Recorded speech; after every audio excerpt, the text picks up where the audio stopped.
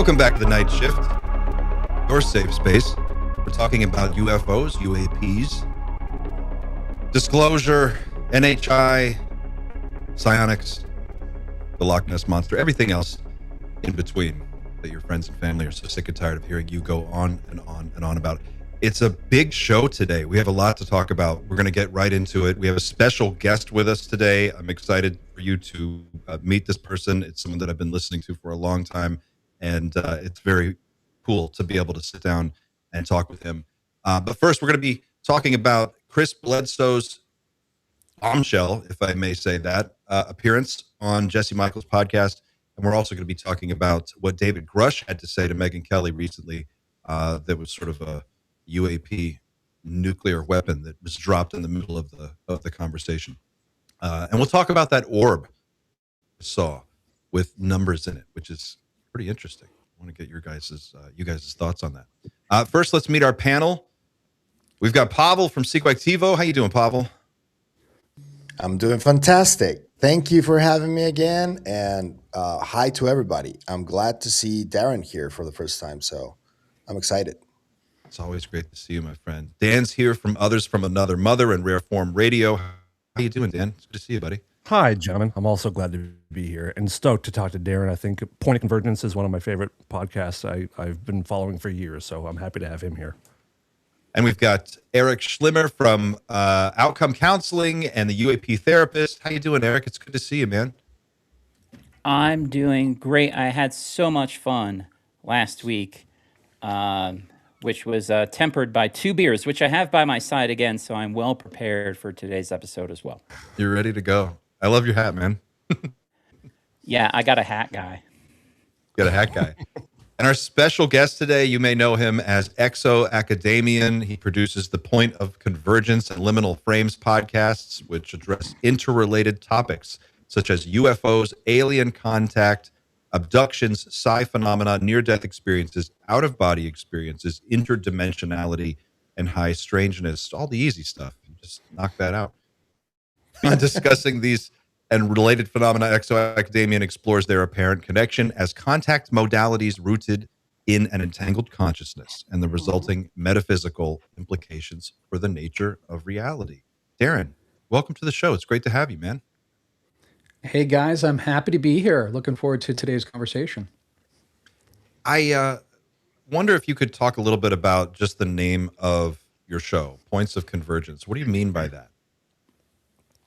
Yeah, that's a good question, actually. I recently had my 5-year anniversary show, actually, and I was reflecting on what I remembered about the beginning of it. And I had for a long time kind of been in circles, like integral circles under Ken Wilber, understanding that these various phenomena, even prior to UFOs or in addition to UFOs, that are kind of these outliers in our society, are actually really important pointers to the actual nature. So the outliers actually are the tell, is what I would say.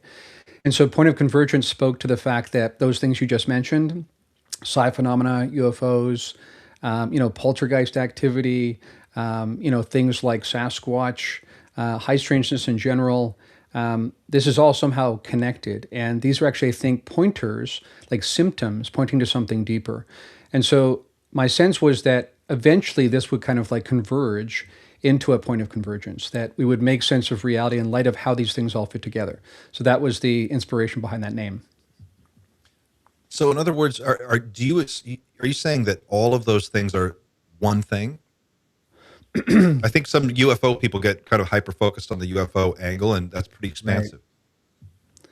Yeah, that's a good question. And actually, that's one thing I've noticed over time is that you kind of get the Sasquatch people, then you kind of get the people who are into, ghosts and apparitions, then you get the UFO people, and they very rarely intersect, and I think they should actually. And I think one of our best cases is somewhere like Skinwalker Ranch, where you kind of have all of the above happening. I don't think they're necessarily one thing, but I think what they have in common in terms of how they exceed the parameters of space-time, of what we think space-time should allow, points to something that is a hinter about how space-time is emerging to begin with. So they're not all the same thing, but they all point to the meta frame from which many of these other aspects can emerge. That's kind of a vague answer, but it is connected, but not necessarily all the same one thing that like John Keel would perhaps say. Right. Or I was thinking like Jacques Vallée, kind of concept of this sort of control mechanism manifesting in all these different ways. You're saying more, it has more to do with like an incomplete understanding of what reality is and how it's functioning. Yeah, like say, take for instance something like telepathy, right? So you all know about telepathy tapes and kind of the cultural phenomenon that it has become. So we have this sense of telepathy happening between people. We have this sense that the default is with these various NHI, that they speak to us, they communicate to us through telepathy. And so that points at something I think really interesting. How is it that two human beings could telepathically communicate if our consciousness was within our brains, right? That doesn't make any sense. And then if you think about these beings, say, as they're traditionally framed as space aliens, why would they be able to telepathically communicate with us? Why would that common ground of understanding even be possible? And this is also related to the fact that they look so humanoid so often. So I think the fact that they communicate telepathically, we communicate telepathically. There's even rising evidence that plants can communicate telepathically. I think all of that is pointing to the ultimate nature of reality. What is, I guess I'll ask it this way. In the last 5 years that you've been looking this intensely at it, what conclusions have you been able to make based on all the new things that are out, the nature of reality? What do you think is going on? Well, it's interesting you ask that because I would say that, I've been honing and refining my understanding over time and, taking in more information, trying to incorporate that into my existing model. And I've had to expand the model a few times. I've had to catch myself with some bias that was preventing me from seeing something a certain way. And so you constantly are re-gearing and rejigging and trying to come up with a solution that kind of makes sense of all of it. Now, for a long time, I've kind of held a non-dual perspective on reality, that there's this ultimate oneness at the root of reality, and that the apparent differences, the different forms, the different levels of reality, all of that to some degree is just appearance. It's purposeful appearance, but it's designed for an experiential kind of architecture, but it's not ultimately the way things are. And I think all of those things I was just pointing to, including the fact that telepathy is common across the board through every kind of sentience, even things we didn't used to assign sentience to, like plants, points to the fact that this ultimate oneness is behind reality. And so there's a difference between, I think this is a key distinction, there's a difference between for those of us within space-time that are having an experiential kind of frame of reference, it feels a certain way and it shows up a certain way. But how that's projected from outside of space-time is something very different. But again, I think each of those outliers that you listed in my description there all point to the fact that that's bleed through from the ultimate nature of reality. So that's what I would say has been a frame that once I took the most overarching perspective on that, and also this very much ties in with my own experiences, where I've basically had experiences outside the construct and was able to make sense of things from that. And even when I came back into the construct, the visceral feeling I had was unlike any kind of knowing that is typical for here, that arises through experience. It wasn't that kind of knowing. It was like gnosis. And so all of that together has helped me sort of like adjust the frame and eventually get to this point where all of this outlier information makes sense from within that frame. So that's the most overarching way I would paint that. Can you talk a little bit about the construct, what you mean by that term, and getting a look outside of it? Yeah, so I have this pretty extreme protocol that I have designed that takes place over 3 days. And it allows you to, as neuroscientists and whatnot will talk about, there's this notion of the default mode. So when you and I are talking right now, we are all operating under the default mode of consciousness. That's a particular configuration of consciousness that allows us to navigate the world. As Donald Hoffman would point out, space-time is not fundamental, right? But it appears that way. So it's more like an interface, and we are like avatars. So just like I'm seeing you in pixels on a screen, well, I think in real life, if we were meeting, you would still be, in a way, pixels on a screen, projection of something else.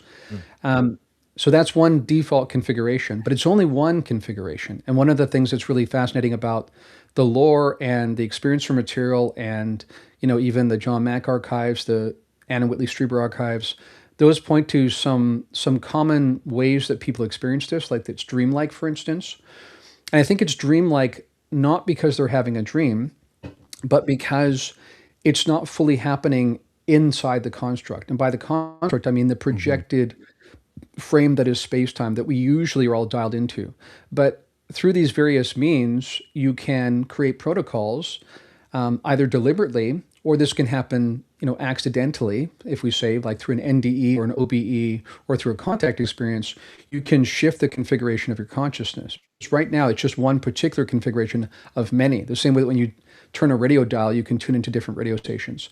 So if you use an extreme enough protocol, you can basically pop your reference set outside of space-time, and even outside of yourself, actually. Like the autobiographical sense that I'm Darren was no longer there, but you still have this sense of presence and I amness that's there.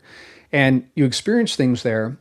And then when you come back, it's really interesting because I've heard different yogis and long-term meditators have talked about this, that if you go into a really, really deep state of meditation, when you come back, it's not just like, if I use the analogy of your computer, say your computer's been asleep and you just tap a button and it comes back on.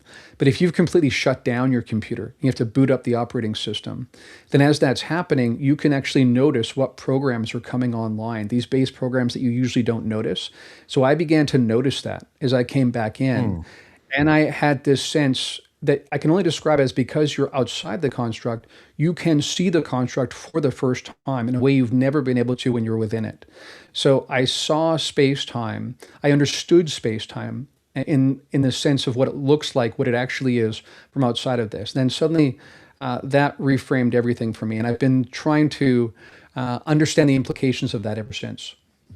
Was this like a heroic psychedelic experience, or was this something that was like a meditation thing? Or it's a combination of things, but I always don't give the actual ingredients because I don't want people to try it.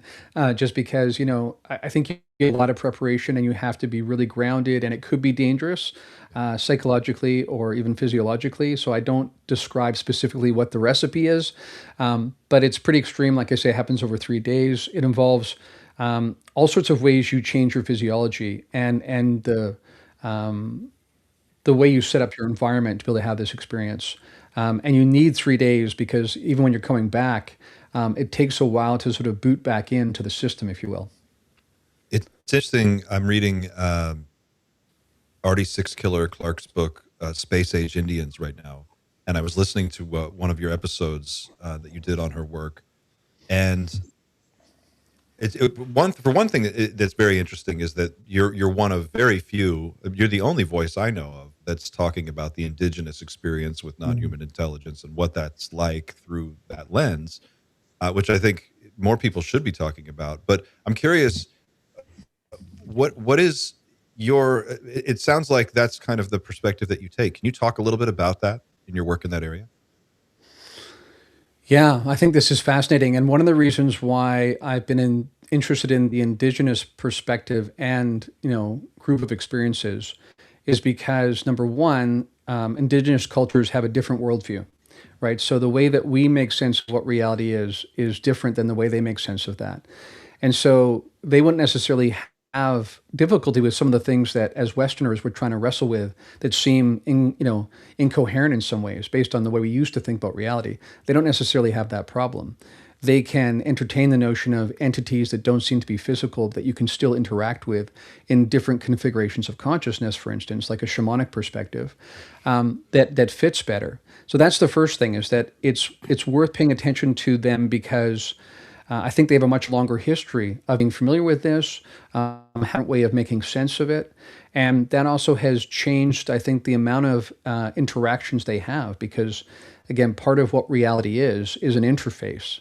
And how you think about it changes actually what can happen, what can arise within it. So I think that's partly what's going on there.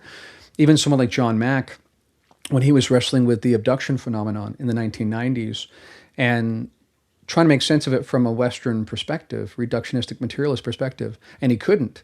And, to his credit, he was encountering people that seemed to show evidence of having real experiences, like somatically, right? There was trauma that is not something you can really fake. And so he really sensed, again, after having worked with people for decades, trying to suss out, is someone delusional? They have delusions of grandeur, whatever. Is it ego? He sensed that for the most part that wasn't happening. These were real experiences. But he admitted that his present worldview could not allow for them. because they weren't happening in the typical way. Now, one thing I like to point out is he happened to grow up with Thomas Kuhn, who wrote The Structure of Scientific Revolutions. And he encouraged John to not double down on a certain perspective, to stay open and explore. And then eventually, at some point, people said to John, "You're not finding answers within Western science. Why don't you go talk to shamans and indigenous cultures?" And he did. And once he did that, he was better able to make sense of this and was still wrestling with it. So the last thing I'll say, too, when it comes to the indigenous perspective, that's fascinating, and again, it goes against our traditional understandings, conventional Western understanding, is that they have a self-understanding, many indigenous cultures do, that they have a relationship with star people. And so in the West, the kind of dismissive, arrogant West, it's often dismissed that and said, that's just silly, unscientific people who don't know any better. I don't think it's that simple, because I don't think space-time is actually what we think it is anyway. It's an epiphenomenon of a deeper reality. And so I think this is an ongoing question that comes up in the experiencer conversation too. Why do some people have these experiences more than others? Why is there a relationship between trauma and experiencers? Why does it seem that neurodivergence has a relationship with experiencers? And also, why is it that people in indigenous cultures seem to have a particular genetic predisposition, or at least expresses that a genetic predisposition for these kinds of experiences? And we know, I'm sure you guys have heard too, that the government, the intelligence community is well aware of this too, and has actually targeted some of these individuals over time, maybe in pretty nefarious ways, that people have kind of referenced or hinted at anyway. So I think that's all in the mix. I think we need to listen to them. We need to shut up sometimes and listen to other perspectives. They have ways of making sense of this that I think the predominant Western worldview can't make sense of. And I think actually the UFO phenomenon, as we begin to wrestle with it as a Western culture, is moving us more in that direction rather than the other way around.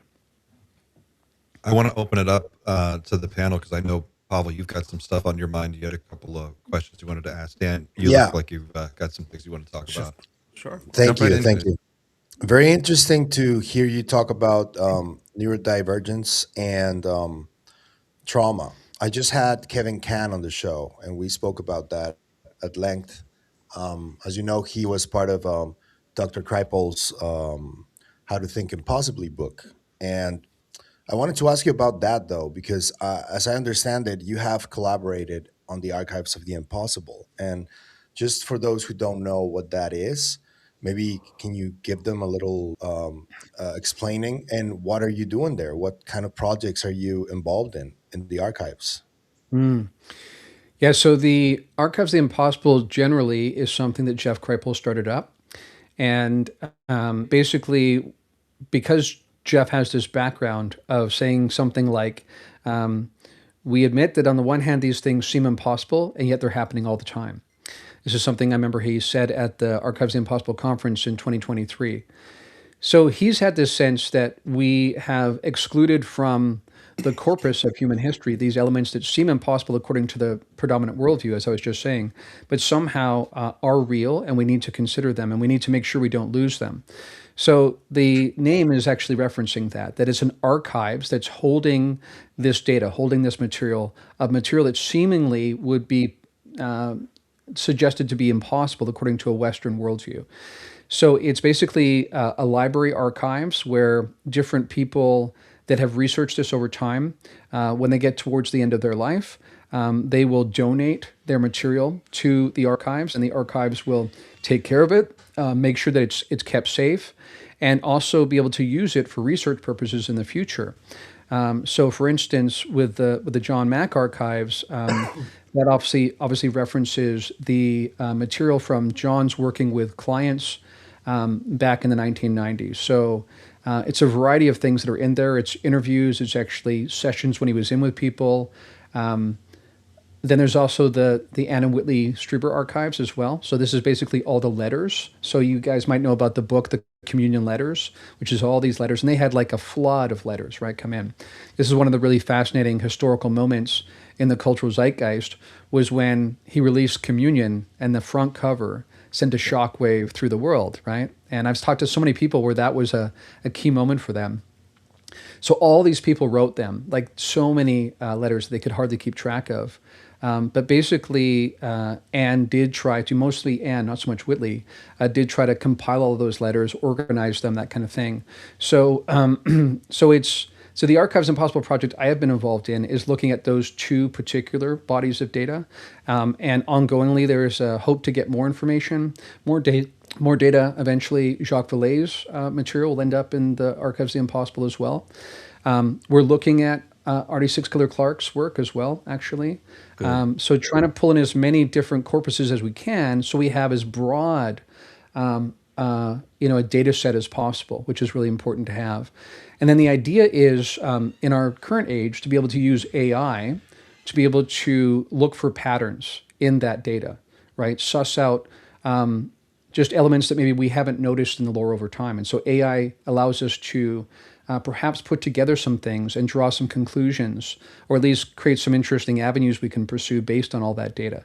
So I'm less involved in that now because I've got other things going on as well. But I was very early on in setting up the structure of that, setting up the kinds of questions we would have the AI ask, because you can't just let an AI, as it's been trained on traditional data, go into that data. You actually have to help the AI understand some of the nuances of the UFO phenomenon data, of paranormal data, and lead it a little bit with some of those understandings, so then it can then pour into the data and hopefully pull out some interesting tidbits that we can then pursue. So initially it's going to be kind of an in-house project, that there will be this research project, and then eventually, after a period of time, that'll be opened up to other researchers that they can use it as well.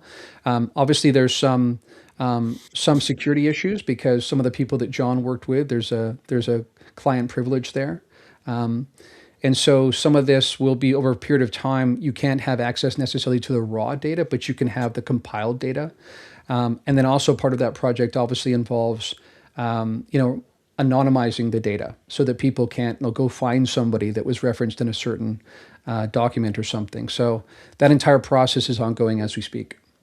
Any ideas on how, they're going to try to get Dr. Hal Puthoff's material?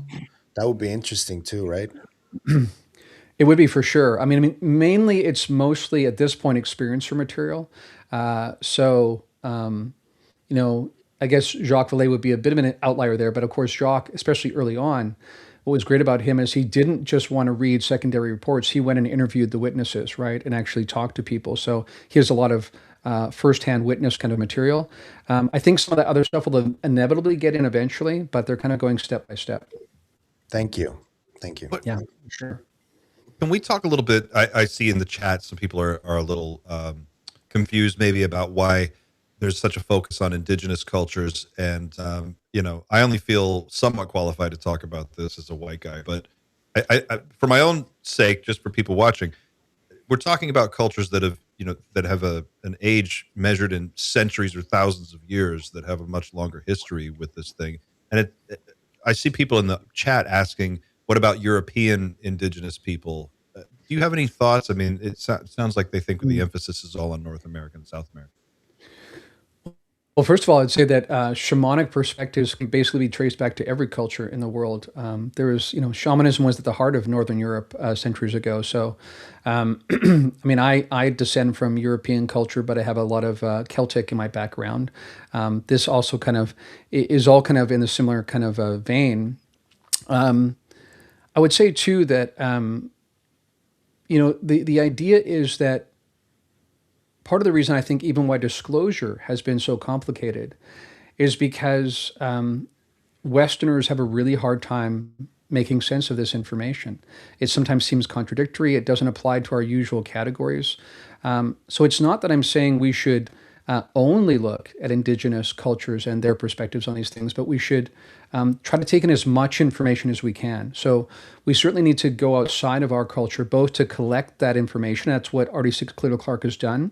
She has this great legacy where she's able to build relationships because herself is indigenous, and able to get some of these stories that we'd never hear about otherwise. Mm-hmm. But in addition to just adding that raw data into the mix, I think we need to also open up the possibility that other worldviews might give us insight in how to make sense of this in ways that the Western worldview hasn't. So I think all of that comes in together.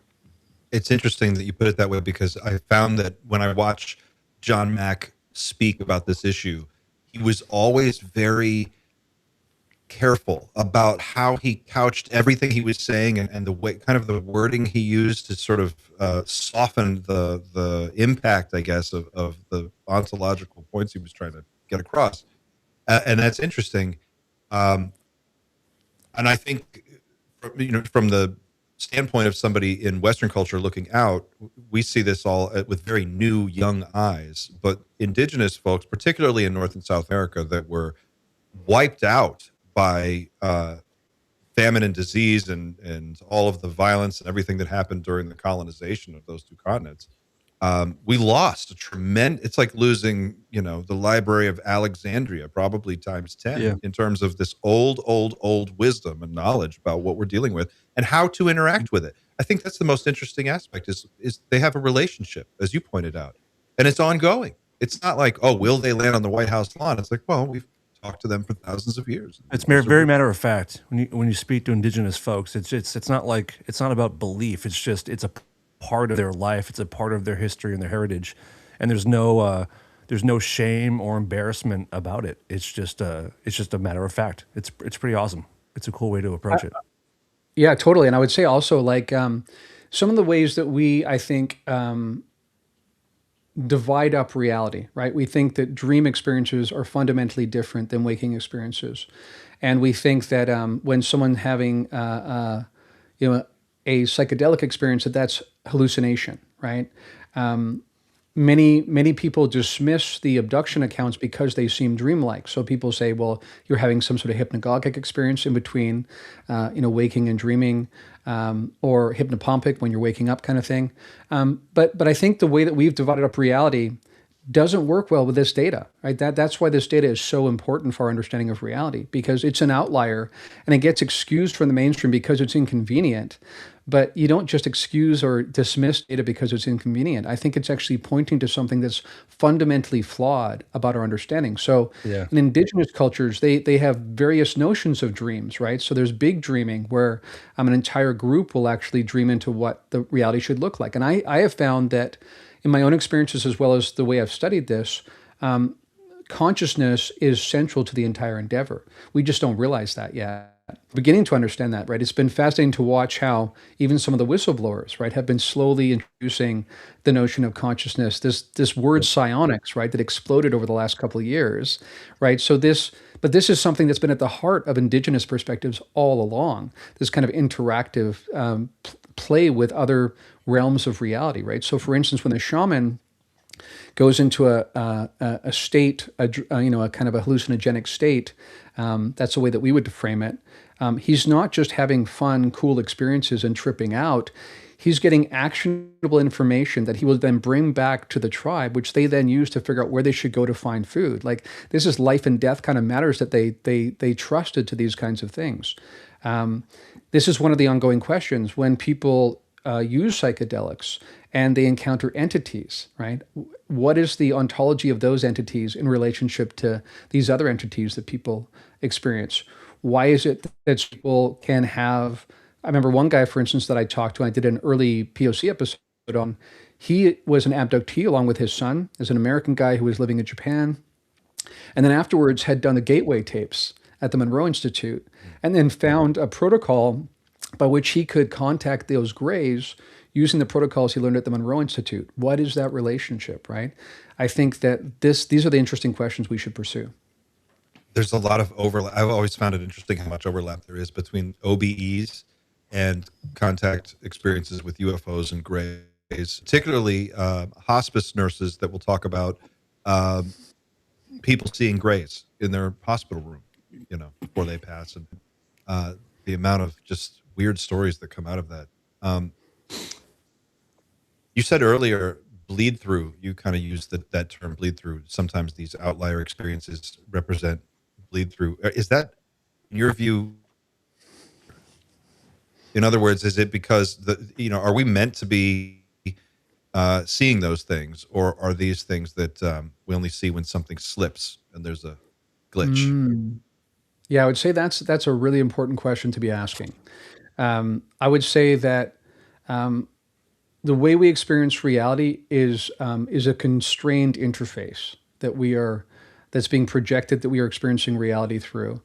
And number one, but it's not rock solid. There are times where there is bleed through, where the more ultimate nature of reality is apparent in some of these outlier experiences. That's why psi exists, actually, because it's all arising fundamentally from the same original mind, actually.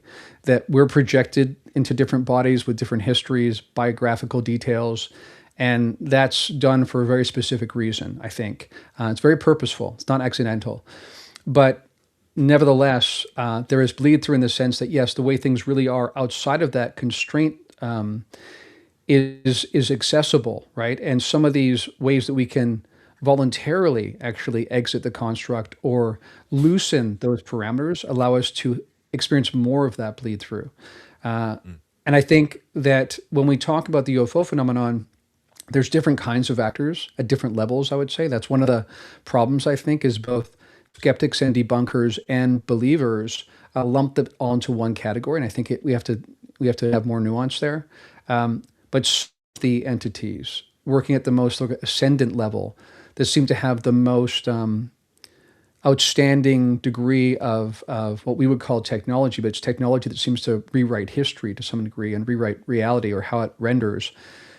That to some degree is not an actual entity in the sense of the way we would think of ourselves as entities. It's a way that the system itself is constraining reality differently. And I would say that sometimes, and this will come into the conversation about Chris Bledsoe later, sometimes there are inputs dropped into the field because of what it'll open up in terms of possibilities that are more interesting. So there's an aspect of reality that's watching and sometimes fine-tuning. This sort of fits with Jacques Vallée's control structure kind of notion. Fine-tuning things sometimes to keep us moving and keeping us within certain guardrails. So I would say that's going on as well. Have you ever watched or listened to Philip K. Dick giving that speech for like an hour on the nature of reality and how he was convinced I still don't know if he was serious or if he was actually just reading something that he thought was interesting that he wrote, but basically saying, he's like, I am convinced that this is the way it works. There's some kind of shift that you can pick up on it. And it's like you go into the bathroom and you think the light switch is on the wall, but it's actually on the other wall. And that's like a little moment where something shifted. What do you make of the hard edge of this whole thing? There is a hard edge, right? If we're to believe people like David Grusch, Bob Lazar, people who have allegedly seen or been inside of or worked on these craft, there are, just bringing it back to UFOs, very physical, very real things that they send teams of people out that are trained to pick these things up and bring them back and take them apart. How did that fit into your larger view? Yeah, it's a good question, because I would distinguish that kind of action from what I was just talking about. And I think we do a disservice to the data and we unnecessarily confuse ourselves when we try to make sense of it as one thing. I think the hard edge you're talking about, that is just one aspect of a much larger scope of phenomena, actually.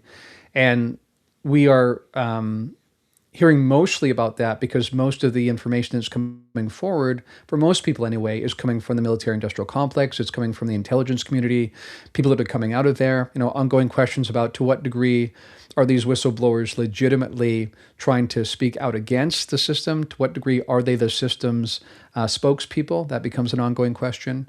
And I've interacted with people who come from across the gamut in terms of how they've understood this. So I have some friends who are academics and have preferred to see this as a third realm thing that doesn't really happen in physical reality. And they are challenged by exactly what you said. This notion that we have bodies in gurneys somewhere, the fact that we have craft, in hangars, that we've reverse engineered some of these craft. For some of those people, that is hard to believe, right? Whereas there's another subset of people that have a really hard time believing in this sort of meta system that's constraining the notion of physical reality that I was describing. I think both of those things were happening, though. I think, too, when Dave Grusch talked about accords, right? He's kind of alluded to accords that have been made. We think back to Eisenhower, all the lore that comes in there. I think that is from that subset of the data, right? So the subset of the data is beings that are arising within the constraints of space-time, that are physiological beings like you and I are, and have more advanced technology than we have in terms of an external sense of technology. And that there are definitely elements of the government that have known about this. I think it is very, very likely that these accords do exist. There's fascinating accounts of people who, for instance, as you guys know, were trained from a very young age to develop telepathic capacities and then basically act as middlemen for the Greys communicating what they perceived as numbers that they later on deduced were probably coordinates and times that abductions were taking place, which suggests that there was some sort of communication between these others. Dan Sherman, exactly, between these others and some elite element of the military, specifically the Air Force. We've heard from people like Chris Mellon that the Air Force is not cooperating the way that the Navy is and some of the other services. So there's lots of ways that you can sort of piece together parts of the lore, and I think we have to try to do that. And I think when you do that, you come to the conclusion that it's very likely there are beings that interact with us in the physical frame, that they have technology that we've interacted with, that we've recovered, and that they have kind of influenced human history in ways that we have not been accounting for up until now. I want to take a quick break to thank everybody in our chat for all of the awesome comments. I'm watching your comments roll through, and they're outstanding. Just a really cool conversation. Thank you for everybody participating in the chat. Thank you to our mod squad for keeping the chat sane and safe. And please, if you haven't already, consider subscribing and checking out our Discord. You can also go to teamnightshift.com and check us out there. I want to open up the conversation now to talk a little bit about some of the big claims that have been resurfacing in the last few weeks. Probably the biggest two are Chris Bledsoe's claim about what's coming in 2026 and what we can expect. And then David Grusch, who's got a much more hard-edged nuts and bolts conversation that's going on vis-a-vis disclosure. Let's start with Chris Bledsoe. I'm opening it up to everybody here. Have you guys been watching this story? What do you think about what's going on? Did you watch the whole interview with Jesse Michaels? Where are your heads at on this? Xander? Sorry. Hopefully my audio is better now. Apparently I had some audio problems at the start. It's good. It's good now, apparently. I need somebody to give me the lowdown on the interview that he's done with Jesse, but he's caught a little bit of flack this last week, hasn't he? For I wouldn't even classify it as moving his date because it's a little bit more complicated than that. Is it? Yeah, I think it is. Well, let's back it up just a little more than that. For just really general for people. I mean, Chris Bledsoe is a contactee, an experiencer whose case became in recent years, for those of you who don't know about this guy, one of the biggest probably contactee cases ever. He's had multiple witnesses corroborate his claims. He's had contact with non-human intelligence of some type. He calls it the lady. He was given information that he has said, we'll see this sort of prophetic event take place sometime between 2025 and 2027. The date has changed a little bit, but he's basically making some very prophetic claims. This interview with Jesse Michaels, they dug into that in great depth. I think it was like 3 hours long. They talk about the book. They talk about his family's experience. And in just the last 2 weeks, what's happened is he's done this interview with Jesse Michaels, and then his son, who hosts another podcast called Bledsoe Said So, kind of came in hot and heavy on some other people in the UFO community and said, we are the only people who really know what's going on here. We have the inside track because look at who we're surrounded by. We're surrounded by CIA guys and intelligence people and NASA people. Obviously, we know what's going on. So that's kicked off this sort of social media sort of firestorm about who is right, who is wrong. Is this getting culty now? Is this turning into a religion? Where do we stop with these claims? What do you guys make of that? That's really where we're at with Jesse Michaels.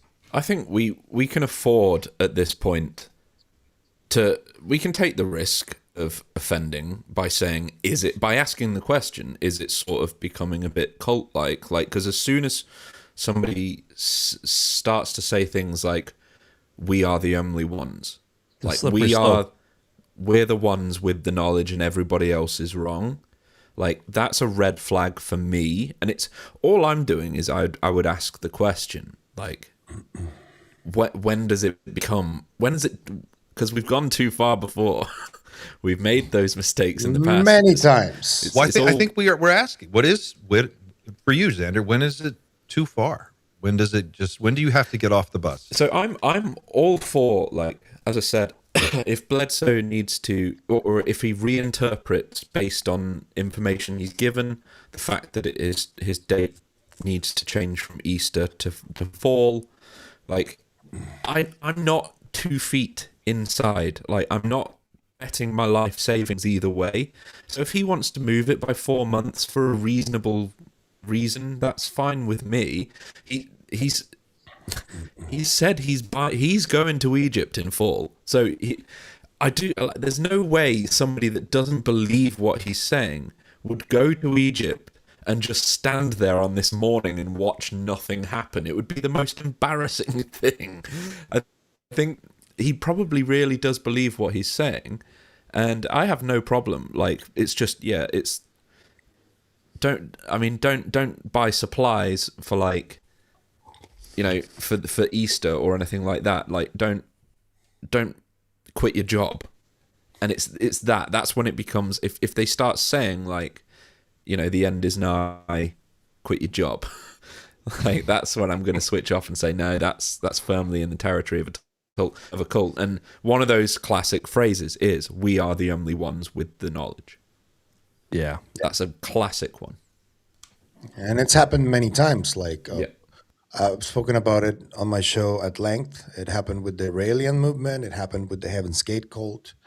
It happened with Carlos Castaneda. It happened, maybe not in a not so religious connotation. It happened with Dr. Stephen Greer. We're seeing some of that happening with Lou Elizondo also, around Lou.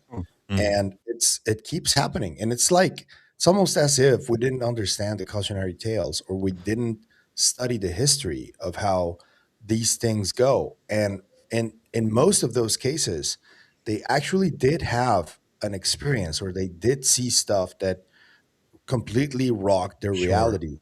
But I think that it has to do with more of, like, not being able to manage this whole thing of fame that comes with it, and trying to because I would think that whenever somebody who's, like, extremely religious and believes Bledsoe and his story, somebody who doesn't have control of what they're looking at, and how to process what they're looking at, they have this urge, and this is a common evolutionary trait of humans, right? That we have this. I don't know if it's like a flaw, or that we'll eventually get out of, but we have this urge to worship a higher intelligence. And this is something that it's almost like a default mode thing that we have. And I think that it is something that we eventually get out of. And Darren was talking about gnosis. I think that's a key word in all of this. People who reach that state of consciousness, I think, understand that maybe it isn't just one God or many gods. It's like, I see it like as the force, like, and we have to, like, commune with it when we reach that gnosis state. But most people don't get to that point. They prefer to give a higher being, this deity, the power of whatever they choose to do. And I think that has to do with it. And whenever people see people like Chris Bledsoe having those experiences, they go instantly, like, if they have a religious background, they go, he's a prophet, or he's doing this, he's doing that. And Chris doesn't have another choice but to continue to play with that, and to not disappoint the people that believe in him. And I think that's where that comes from. And in Chris Bledsoe's case specifically. That's a great take. Dan? Anything to add? I mean, I can't really add a whole lot. I think it's yeah. I think Chris had a real experience, but it does seem like either him or his family, they are getting a little self-focused, and it does become a little dangerous when you start saying like follow us, we're the ones with the answers. You know. I think that's where I have to step politely away a little bit and just observe from a distance. When someone starts saying, we have the only answer, that gets a little uncomfortable for me. And I can understand too, they were put in a very public, weird situation, and as a family had to sort of circle the wagons and figure out how to navigate that whole bubble. And it's particularly weird in this community. And then you have the added layer of all these intelligence people and NASA people that are sort of watching them and associated with that case. It's interesting to think that if nothing happens, then they can flip it and say, well, see, it's just another goofy prophecy that never went anywhere. Those UFO nuts, Yeah, but there's if something does happen, I don't know. There's some weirder stuff happening too, and I tweeted about this the other day. Is that we have the intelligence community and members of our government who are actively trying to silence whistleblowers and to really put that fire out as much as they can. But at the same time, you have members of the CIA and NASA who are elevating a family like the Bledsoes and spending time with Chris and going to his house, and we're going to watch orbs at the ocean. And it's just it's strange to trying to silence people who are trying to talk about it while at the same time elevating others in the community. We got to figure out why that's happening. Yeah, you're managing the narrative, and that's the way you're managing it. You're elevating some people, and you're squashing others. It seems like the things that get squashed always have an address and a name and a budget line item somewhere attached. It's like very hard. Like we could send FBI guys down there, and those are the things that get squashed. But when it's something very nebulous that doesn't really have an edge to it, that has seemed to be much more elevated lately. And it's, Darren, I don't want to put you in a weird spot on this, but I am curious about your take on just. There's a lot of overlap between the spiritual sort of connection here and the UFO UAP hard edge. What do you make of this whole situation? Yeah, well, I've we've discussed this fairly at length on liminal frames, because this is definitely liminal frames territory. I definitely have thoughts about this. Without getting into too details, I'm more familiar with Chris's case than most people, I think. I've had some personal experience with Chris and experiences with Chris. We were both part of a private retreat that was held at the Monroe Institute around UFOs and the Consciousness Connection, which was kind of a private retreat put on by someone who was ex-government, who pulled together a variety of people. So we were both at that retreat, spotted things at night at each of the nights of the retreat. I also spent time with Chris at his house and had experiences. So I don't doubt, because I have I can firsthand attest to the fact that the experiences did happen. One of the things I remember us seeing in the night sky when I was in that part of North Carolina, I'm also in North Carolina, but I'm further west, was something that was a large enough flash in the sky that there should have been people calling, the police or the fire department or the Air Force. Clearly they weren't, but three of us were there that did see it. So again, this is one of the fascinating questions, right? How does this happen? How do three people see it and the rest of the city doesn't? How is it that sometimes those three people will see subtly different things, right? Valea's talked about this as well. Famous case where there's this thing in the sky people are seeing. They were actually able to film it, but what you actually see on the film is nothing like any of the three people thought it was. And other people on this busy, traffic zone seem to not notice it at all, right? So the degree of granular control that is going on here is part of the interesting question. I'll also say that, because of my background in religious studies and understanding how these things have worked themselves out of history, as you guys said, There have been people predicting the end times for every year since forever. And undoubtedly, we can't take Chris outside of his context, right? We have to think about this guy. He's an American guy brought up in a fairly conservative religious kind of community. Even though he took lots of flack from that community later on, his experiences were outlier enough that community saw it as satanic, basically. But obviously, his initial intuition that we all have initially, until we develop greater self-awareness maybe, is to try to slot it into that tradition, that way of framing reality. I don't think he's doing that in a nefarious way. It's just natural. We don't even notice ourselves doing it. So when he says things, like these are not aliens with ray guns, these are angels, right? Which is something he's literally said. He's clearly framing it according to his understanding. Is it partly based on his experiences? Yes, but undoubtedly also influenced by his history. I also know that when we talked about, when you get a sense of things, there's always a degree of interpretation involved, right? So for instance, when he had his first experiences that were shocking and overwhelming with entities on his property and whatnot, soon afterwards, well, a couple of things. Number one, he went and turned on the news because he figured the alien invasion was happening, right? Yeah. And he was shocked to find out it wasn't happening, right? And then, though, he started digging up his property, planting crops, because he figured we wouldn't have grocery stores, in a few months kind of thing. So I've talked about this, and this, again, also relates to some of my own experiences, where when you have experiences that seem to be projections into space-time from some extra spatial temporal kind of context, you can confuse intensity for imminence. Yeah. Right? So you mistranslate and go, this is going to happen soon because of the way it felt, right? So we always have to concretize it into something that we translate into space and time. But we sometimes do that in a way that it was not meant to be taken that way.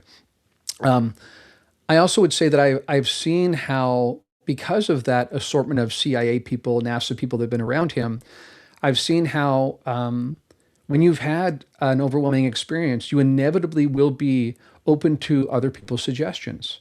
And if you have people that come to you and say, I think this is Sophia, or again, you're coming from a Christian tradition where this feminine figure connected somehow to the deity is known as Sophia, right? The personification of wisdom.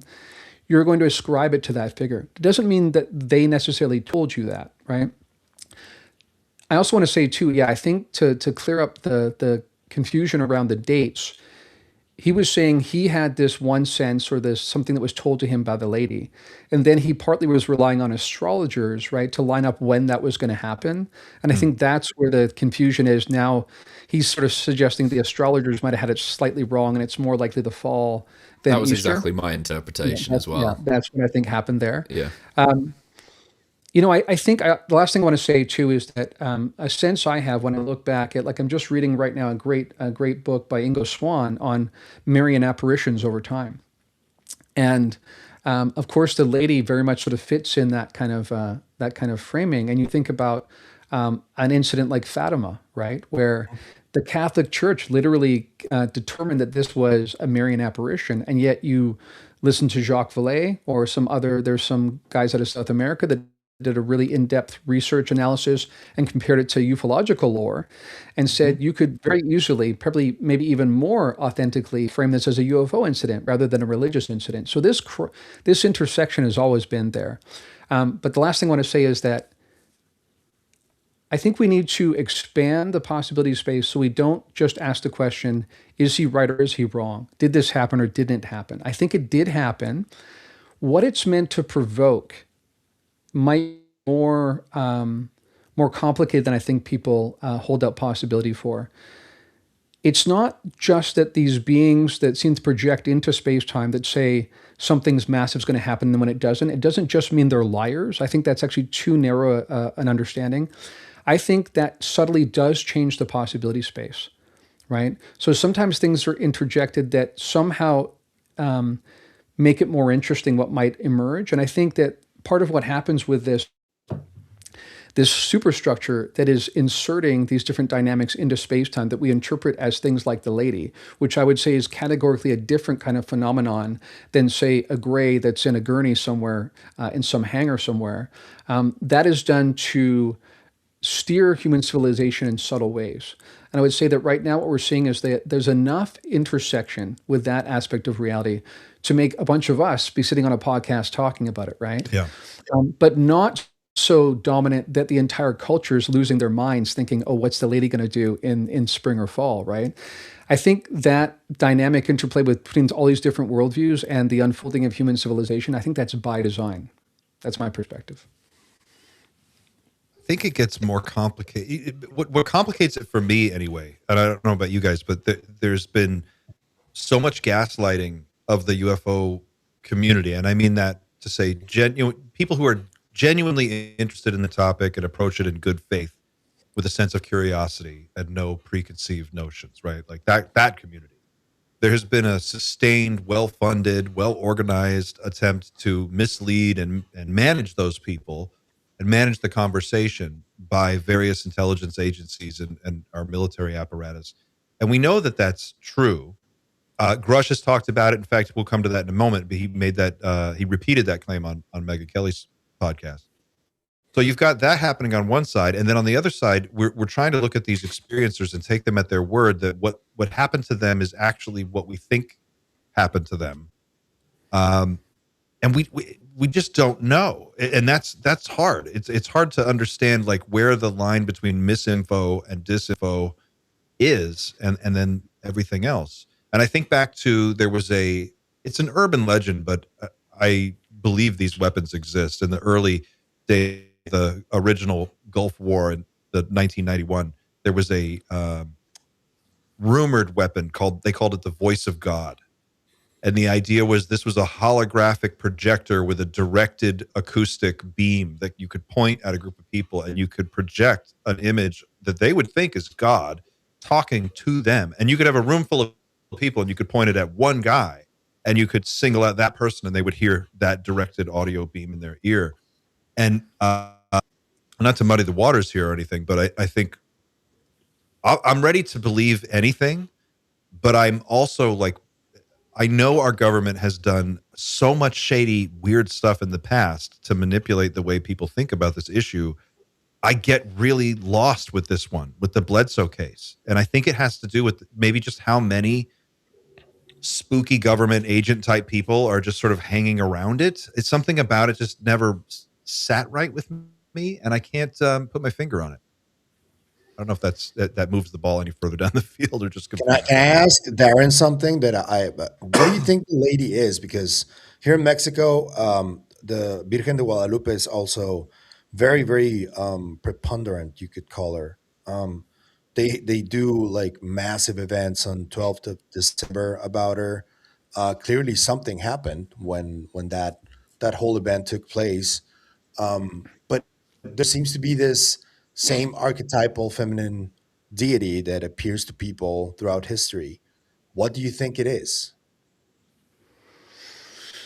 Well, I would say there's some interesting things when you start noting the details, right? When you think about Fatima, for instance, there was an official investigation by the Catholic Church as they sought to see whether or not they were going to include this in their official history and officially conclude that this is a Marian apparition, which they did. Of course, the faithful follow, and every year, many, many people go to that place to celebrate and to worship. But what's interesting is when you actually piece together all of the events, it's interesting what doesn't get included in that framing, right? So there were UFOs, right, noticed in the weeks prior to this. There were various phenomena like the falling leaf kind of motion, right, that was observed, which is totally part of the UFO phenomenon lore. That's been seen in various experiencer cases. So in addition, you also, when it comes to identifying who she is, right, who did she self-identify is, right, she was kind of vague about it, right?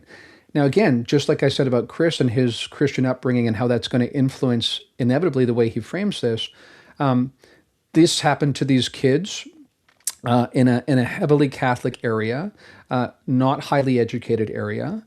When they see a female figure appearing to them that's doing things that seem supernatural, they're inevitably going to conclude this is the Mother Mary, right? Like there's no doubt about it. And And in fact, I think the three kids talked about, let's just keep this to ourselves.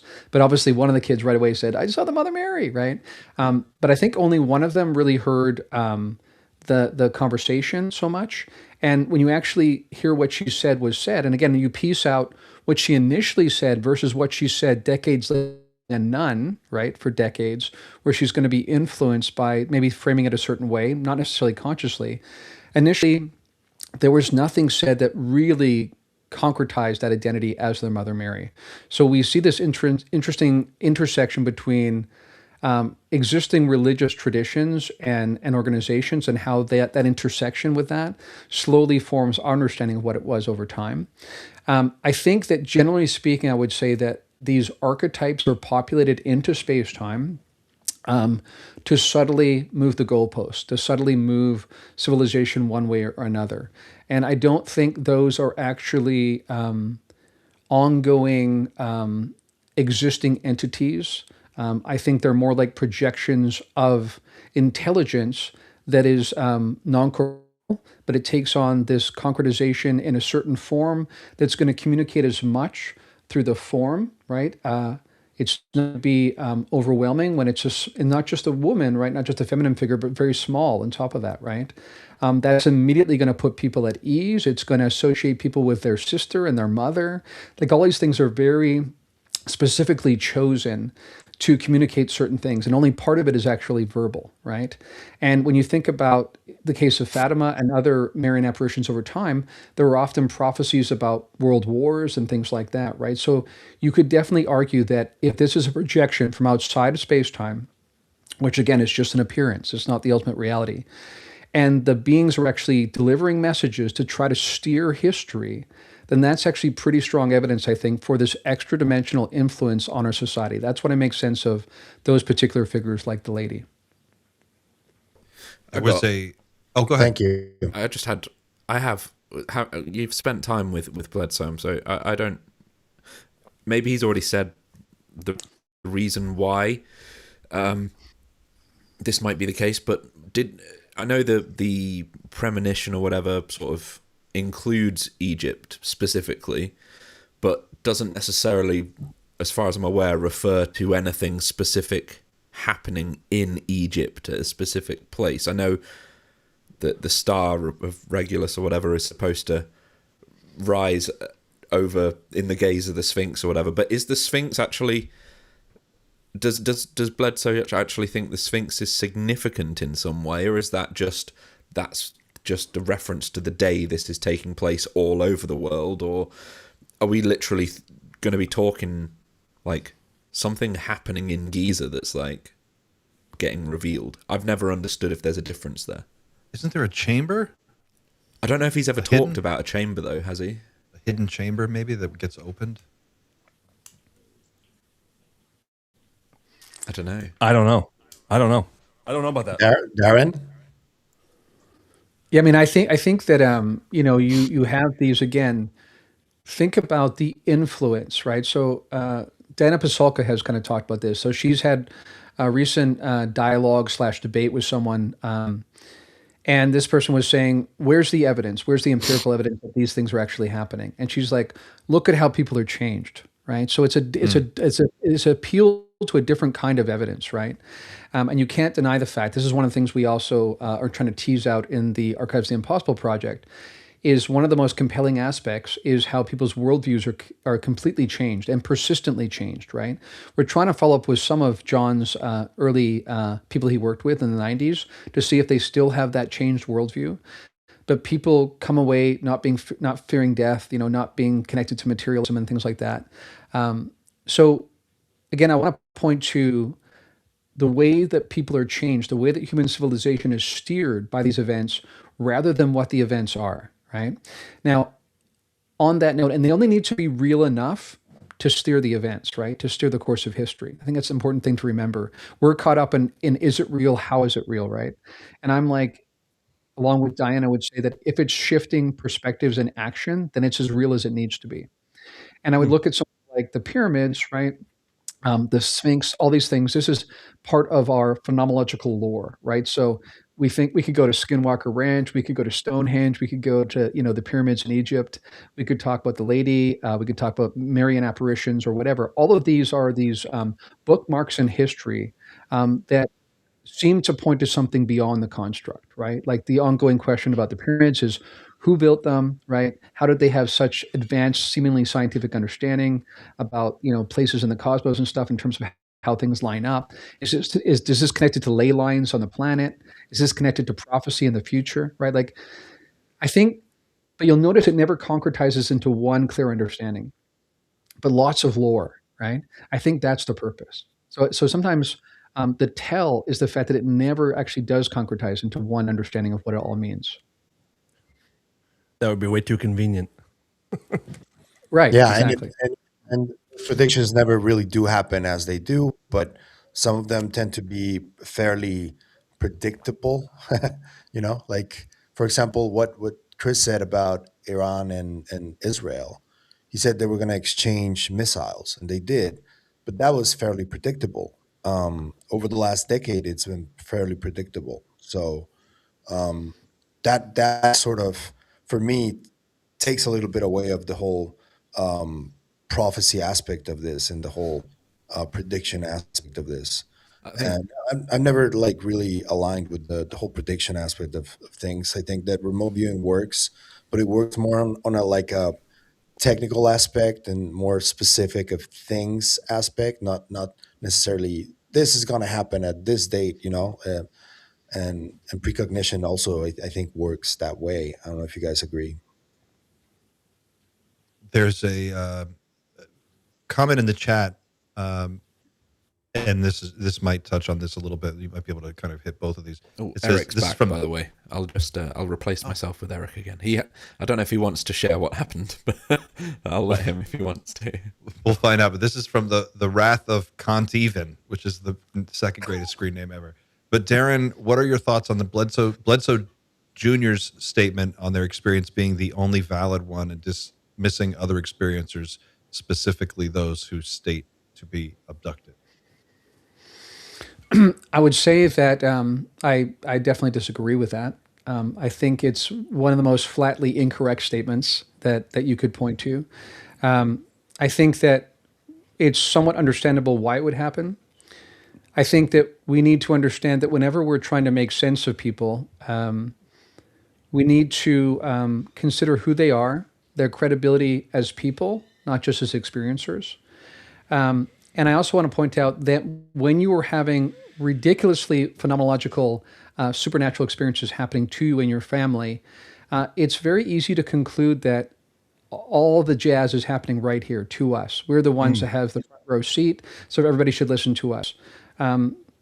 That's just faulty, though, right? Like we know that across history, this like rich phenomenological experiences have been part of history since the very beginning, and it's a mistake that's made, but it's somewhat an understandable mistake when people have things that are happening that they know they're not happening to their neighbors or the people they went to school with, and so they assume they have a front row seat and they are the best arbiters of what's happening. I think that's a very human mistake, but I think it's still a mistake. And also I'd say that, and Chris has been open about this, that family did suffer a lot of ridicule, a lot of scoff, both from extended family, from communities, right? The community of faith that I talked about. And so there is a bit of a hard edge there, right? That sometimes shows up in terms of, and I've noticed that with Ryan, where he gets a bit defensive. And I think that's what's happening there. So we can point to some fairly expected human behavior there rather than something that equates to a truly unique perspective that no one else has. That's a great point. Pretty good assessment. Yeah. Just to build on the Ryan thing, and Dan, you could jump in on this as well. I know people are giving Ryan a little heat on the in the chat for being I don't know, for having such a hard edge on this issue. But not only, as you pointed out, Darren, did they have a lot of turmoil in their lives surrounding this case that they had to deal with, and this was happening when Ryan was small and growing up. So he talks about this a lot. His formative years were marked by this. It affected his dad deeply. It affected his family in deep ways. And it really shaped their experience. And then on top of that, this is something we all experience here as creators in this space. There is the additional pressure to satisfy this sort of creator space algorithm content vacuum that you feel like you need to be there every week, and you need to have something to say, and you need to have something to contribute. And over time, that can get that pressure can make people kind of take a hard stance that they might not normally take, and get a little dug in where maybe that might not normally have been their I don't know, their move. What do you guys think? Does that play a role? I think there could be something to that. Yeah, why not? I mean, you look at someone like, I think we talk about Stephen Greer a lot, but I think Stephen Greer is someone who 20 years ago, whatever, did some really strong work and brought some really good people together. But I think at a certain point, you want to keep contributing to this topic as much as you can. So you kind of end up forcing, maybe you force certain opinions out of yourself, or you force different angles, different viewpoints that you don't even fully believe, just to be relevant or part of the conversation. You know, you kind of get caught up in it. And maybe that could be partially what's happening here. I don't know. Especially if you've got an audience of people that are now focused on you and your case and your experiences, and they're going, wow, well, you must have some kind of deep connection to this thing. Maybe you've got the answers that we're looking for. And I feel like that must be a whole nother dimension of pressure on these guys, and particularly on Ryan, to figure out, like, how do I reconcile this with, like, I'm a guy, I'm a content creator. Yeah, we've had this experience, but, like, what else can I tell you guys that we haven't already said? That's got to be difficult. Recently Ryan said that in that clip that we've all seen, that there's no physical beings. It's all in your head. It's all light beings or whatever. But during his dad's experience, didn't he actually see a physical being, like in a bush or whatever, like staring at him? It's in the book, and different Right. sizes too. He saw a tall one and a little one. But these are fully manifested. Well, they gave solid him a beings from the thing. way he described it. What was that little thing that Chris got? That she gave him this object that was like an animal with no legs, no arms. Right. Something with hair. It wasn't it, Darren? I feel like he described it was like a porcupine or like a hedgehog with no feet, no face. Yeah. Classic alien gift. Classic alien gift.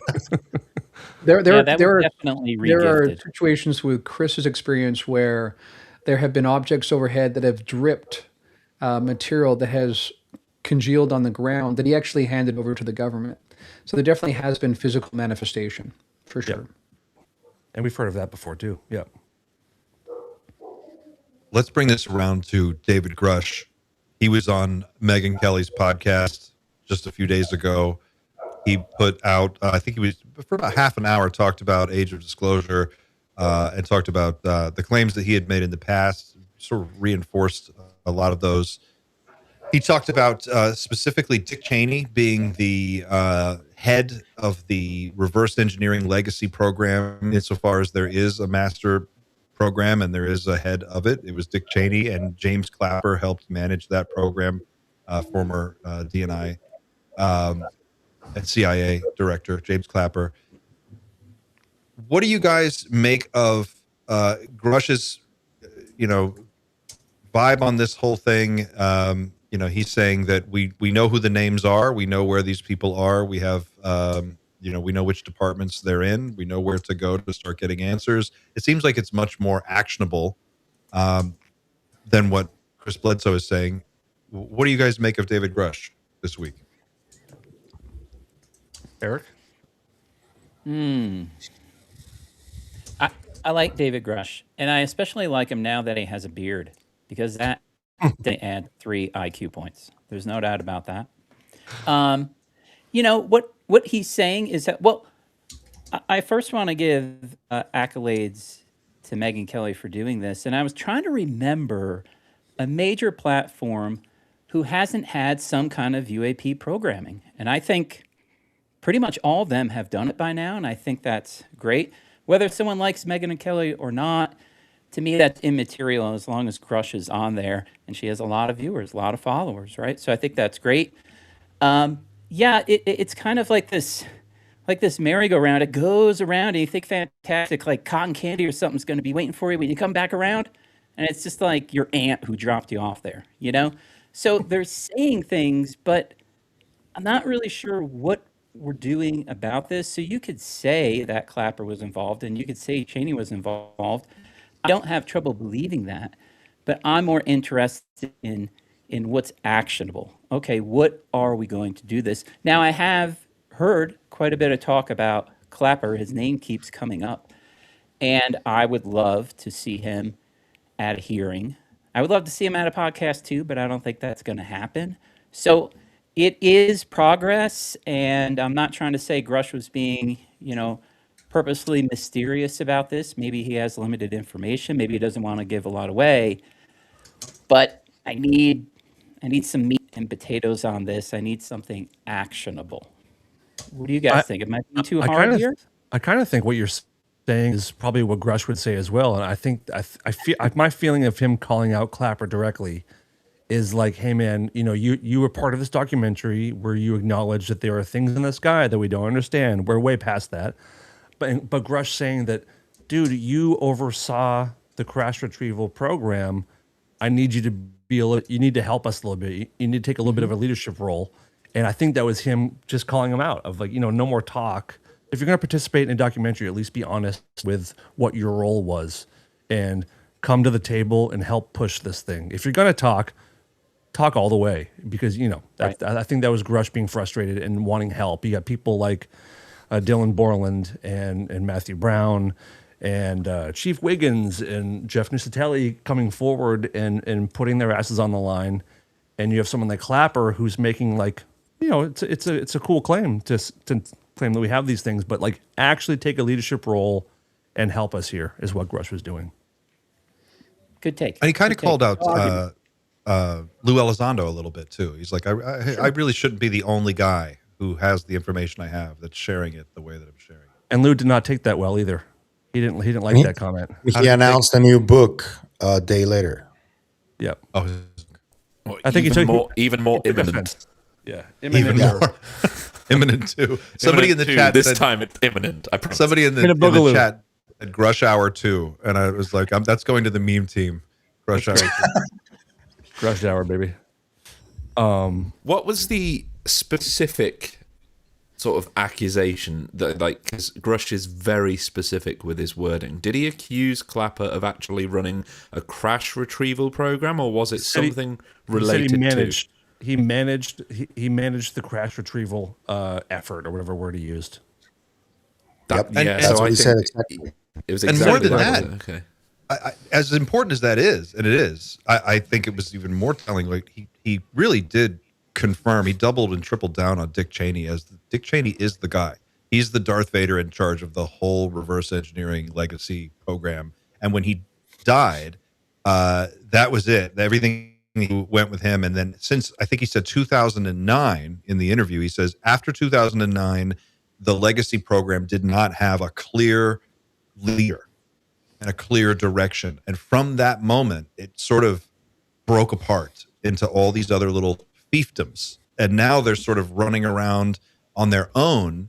And this tracks with what we've heard lately about all of these sort of different, factions kind of vying for control over what happens next. And the fear around this idea of catastrophic disclosure, this notion that something unexpected, a black swan is going to happen, come out of nowhere, and we won't know what to do because we won't expect it. We'll just have to figure it out. And then the cat's out of the bag. What's interesting about the Dick Cheney thing is that Dick Cheney was basically running the show in Iraq for a number of years. He oversaw his company Halliburton, oversaw the rebuilding of Iraq after the Second Gulf War, after the George W. Bush war. And I guess I'll do it. According to Dan Burrish, when we were in Iraq, we were getting Stargate technology. We were there to get Stargate technology out of Iraq. That's why we went. Couldn't help himself. Couldn't help. So you've got the guy in charge. I mean, if that's accurate, then Dick Cheney is your guy. So then I would want to talk to his daughter Maybe. Yeah. Someone needs to get a mic in her face and just ask her, like, are you aware of these claims that your father oversaw the entirety of the reverse engineering crash retrieval program for UFOs? You know what's crazy is I am not a fan of Dick Cheney. Just for many reasons. But he's Why ever cool. not? He's fair. But dude, if you wanted to pick the perfect guy to run that program, Dick Cheney would be the perfect guy. Darth Vader. He's Darth And Vader. Kissinger. Yeah. Too. Yeah. Sure. Yeah. Sure. They would be at the top of my list. I do got to say something that maybe some people deem controversial or not, but I don't think we should forget that Chris Mellon is from one of the oldest families in the world, in America. And when you talk about these MJs, MJ1, MJ2, MJ something, I wouldn't be surprised if it came out that he is part of that group. But he's like trying to actively do the right thing because he knows what's going on and he can't really say. This is just speculation on my part, but man, I mean, he's from one of the oldest families. He's like running point on the disclosure effort alongside Lou and all the other guys. I don't know I don't know if about that would be yeah. I feel very comfortable with the idea that there is an organized, managed group of people that is pursuing a particular narrative around the disclosure topic for the objective of securing amnesty and pardons for a lot of people involved, if and when the inevitable, imminent reveal takes place. And I think that's what I really do believe that's what they're trying to do. I think it seems so obvious. I think it's possible to also want some level of disclosure as well. Sure. And possibly even some sort of benefit coming out of it, like shaking hands with the president is a pretty cool thing to have in your CV at the end of the day. I don't think it necessarily stops with amnesty. I think, if they can come out of this looking like heroes, then all the better. I'm really interested in what Marco Rubio is going to be up to in the next couple of years, because he has put himself in a position where he could be a disclosure president. He's probably going to be president at some point, and he stands a decent chance of becoming president in terms of like all the people that you could think of. He's certainly qualified to run and be at that level and have those conversations. He's put the time in. He's spoken out so publicly on this issue now that it would be really impossible for him to ignore it. And if it came up in a debate, which I feel like it would have to at this point, he'd have to address it. A panel of presidential candidates debating this issue would signify a huge shift in the public discourse. He's not said one word in his new role, though. Not one word that I don't think since he's taken his new job. Rubio. Yeah. State Department. Yeah. And that might be, maybe there's a time and a place. There's this, what's that saying? Don't let a good crisis go to waste. Like, you wait until the moment is right and then you step in, you make the disclosure happen. But it feels like they're putting certain people in positions, right? Like JD Vance is one of those folks who a lot of people feel comfortable that he could be a disclosure president if Trump didn't, somehow. I feel like if Trump was ever going to do it, you would have heard it by now. But maybe I'm wrong. I think Trump will still be the guy before his term is over. I think he'll pull it out as some kind of Hail Mary at some point. And just pardon all those guys and let them. I don't know. Maybe. The beans. Sure. Yeah, sure. I'm kind of okay with it at this point. If he can be convinced that they with. Deserve that, or if someone that he respects or whatever says, like, these guys probably deserve this, he would probably do it. I don't think he would disclose for the right reasons, but I think he'll be the guy that does it. I don't think he cares about it. If you think about it in terms of like that data point from David Grusch, like 2009, there has been no clear leader directing the effort from the top down. So you get this fragmentation of all of these fiefdoms that are sort of in their own wheelhouse doing their own thing. The left hand doesn't know what the right hand is doing. That sets the stage for a completely unexpected, random, crazy event. And that makes perfect sense with the timing of everything else that's been going on. It seems like, yeah, you'd want to get your ducks in a row before something that you can't control takes place. And so position yourself. You've got to have that conversation. And maybe that's what we're seeing. Maybe that's why. Yeah. I mean, I would like to like shake the president's hand, but only if I have like a taser ring or something. I'm kidding. I'm kidding. I'm The kidding. old taser ring, classic. Now you're on a Classic list. Bobble. Yep. Bob's on a list. On a no-fly That's a list. salt, brother. I'll chime in on the David Grusch thing a little bit. Couple things, you know, it's always interesting paying attention to what people don't say or what they say out of the side of their mouth, kind of thing. At one point, Grusch said, you know, I've only seen parts of Age of Disclosure. I haven't watched the whole film. I think that says a lot about the relationships between these different figures, right? And Glad you said that. you know, different people thinking they're leading the charge, kind of thing. I want to say also about Dick Cheney, you know, obviously there was a long history too of Dick Cheney having a vested financial interest in various defense contractors, right? So thinking about reverse engineering program and his direct relationship with defense contractors becomes fascinating in itself. Not only would some people say, you know, he was running the reverse engineering program, but some people would say he's running the presidency at the time too, right? So he definitely is that figure. I would also say that, you know, I've been in some rooms with some of these different guys and having conversations about whether or not there can be a shared narrative that is being presented to the public to try to all be in the same team about move disclosure forward. And in those meetings, often that doesn't happen because the worldviews are too different, the perspectives are too different. And, you know, without naming names, I'll just say some of the names that have been brought up already don't really trust each other, right? Like, you know, because of some of the background of the people, some people that you would think would be on the same team aren't necessarily, and one might question another's true motives, right? Which has to do a little bit with what Pavel said about, you know, ancient history with like these deep family ties in the country and whatnot. So you may think back to the last few years, right? And I think back to after the New York Times article when, you know, UFO Twitter kind of kicked off and everybody seemed to be on the same page and we're all moving in the same direction. And then slowly over time, there's been this kind of bifurcation and division happening. And you guys are all familiar with the sort of the war within the UFO community, even who to trust, who not to trust. Some people, you know, swear by Lou Elizondo. Some people don't trust him at all at this point. Some people in the middle say, regardless of that, he's done things to hurt the cause as much as help the cause with like putting forward photos that are so easily debunked. So seeing how everything has frayed is interesting. And I'll also say, and I would say not accidentally, because we always have to think about the intelligence assets that are constantly trying to infiltrate those systems and steer that dialogue. But when we think about the timing of things, of course, that's rarely just coincidental. So in the midst of, you know, Dave Grusch coming out with this new bombshell interview, there also was this report that came up about the ICIG finding that has been happening for the last few years about the complaint that basically Dave Grusch made. And then you've got people like Stephen Greenstreet coming out and basically trying to undermine Grusch's credibility at the very same time that this interview is being aired, right? So at the very least, that's worth paying attention to. Interesting The timing. coincidence.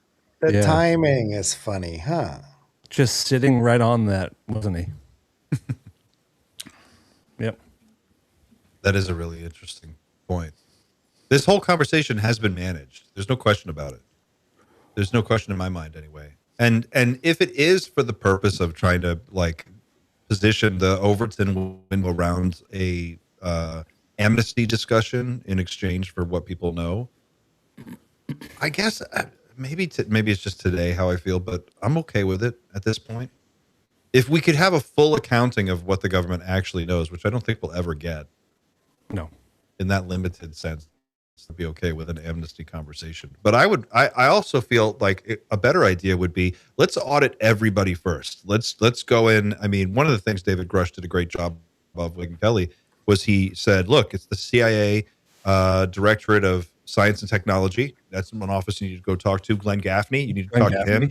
You need to go look at Dick Cheney's associations, talk to his daughter. We need to look at James Clapper. You know, there are a list of names I could give you, and these are the people you need to go after. Okay, so we know that someone knows who the people are, what the names are, where the addresses are, where all these things can be found.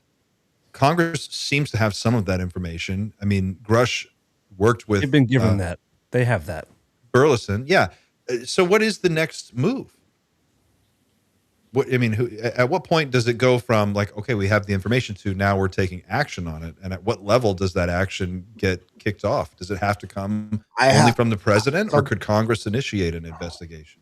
Something happened today that I think fits into this question that you're asking, which is James Fox's that he's going to have people that were involved in the Virginia case speaking in public, and he's going to have people from the U.S., from the military that may or may not have been involved in this. And I think that's one type of action that we're going to see. Probably there's going to be more than that, but for me, that those types of events, if the proper testimony and evidence are presented, I think are going to help get to where you're talking about. You know? So he announced that today? Yeah, he just did a press release on his social media. It's going to be on January the 20th, and it's all about the Virginia case completely. He's going to do a thing in D.C.? Yes, at the National Press Club. Oh, great. So kind of like Greer's disclosure thing. Great. Exclusively Virginia. Daddy And Fox. Leslie Kane yesterday said that this was going to be about biologics, which surprised me that she said it. And I think that's probably the reason why James came out with the announcement, because Leslie kind of jumped the gun on it a little bit. That's been coming up more in conversation recently. Biologics. It might be the year of the body. It has to be, doesn't it? I mean, this is where I've wanted to go since I was a kid. I mean, this is like, we talked about this before, clinic, but when I was a kid, it was like flying saucers and grays, and I know now there's a lot more to it than that. That they're not these little aliens with their own sense of purpose. They're probably droids or whatever. But I want to start talking more about that, and I want to see these things. So if I want to hear more about it. If it's the Virginia alien, it looks kind of grey. Also More of not. a brown, And it's like an oily brown. If they were to reveal something like how the Virginia alien is described, that really opened up a pretty big can of worms, because so many people see the greys, and if it's sort of something that's related looking wise to a grey, people are automatically gonna think, well, we're just getting visited by all kinds of stuff. Yeah. Well, there's also a lot of chatter about the plane that was used to go from Brazil to the U.S.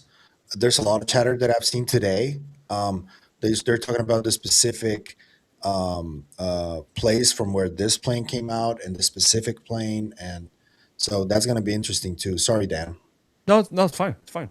We're talking about bodies a little bit, and I know that Darren, you are an experiencer yourself. Can we hear a little bit about what sort of thing that you have interacted with throughout your life? That's a long conversation. I will say that I think the one that like most people are familiar with, that was the most impacting in terms of how it shaped the direction of my life in some ways. And it's so fascinating how this works, because 20 years almost to the day that the event happened, I was actually back in the same city that happened, and that was fascinating. And basically what happened was, in 2005, I was traveling with my young family at the time from Tennessee to Washington State. We were moving, and we were in a hotel the first night of the trip.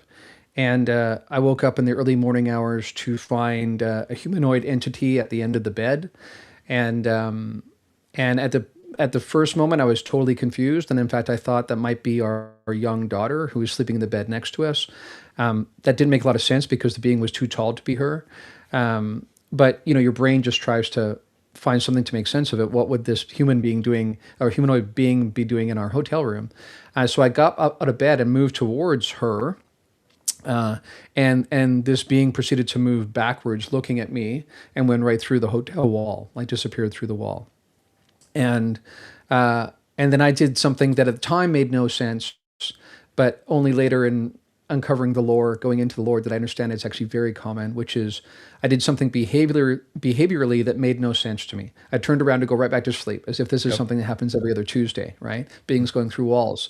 Now, thankfully, what was unique about my experience, and also grounded it in reality, which begs the question, how many people are having these experiences and not able to ground it in reality? But my wife at the time saw it as well. So she shook me out of my stupor and said, "What are you doing going to sleep?" This being just went through the wall. And on top of that, she told me that when I turned to come back to bed, the being came back through the wall and then proceeded to move down in front of the two beds and out right through the front door, right? As I was getting back into bed. So we talked it over, decided to get out of there, woke up our daughter. Our daughter had these welts all over her body, which, might have been something like an allergic reaction to the sheets, but she'd never had that before or after. Within 2 hours of hitting the room, they were completely gone. And that was one of those things where I remember, writing some people, emailing people and saying, "Hey, this is what happened last night." And people were like, "Yeah, that's weird. How's the weather?" And like they quickly, quickly changed the subject. They have no idea what to do with it, right? And you have no idea what to do with it. And at the time, because it looked mostly human, I didn't know if it was a ghost or what it was. And then afterwards, in comparing notes with my wife at the time, we saw slightly different things, which relates to what I was saying earlier about what Valet has discovered as well. So that was, I think, the first incident where I had a grounded experience with something with someone else, which allowed me to say this was not just a hallucination, which I probably would have if it was just me alone.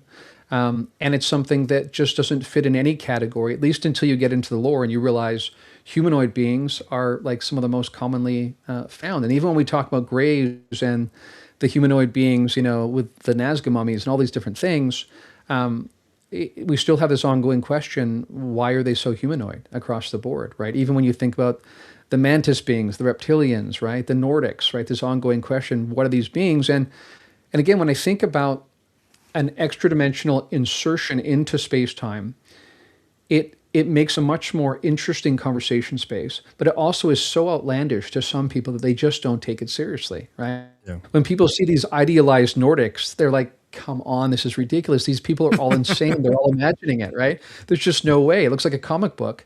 Yeah. And yet when you look at the lore, it's so well attested to. Yeah. I think about that with the Nordics all the time. I'm like, what, who?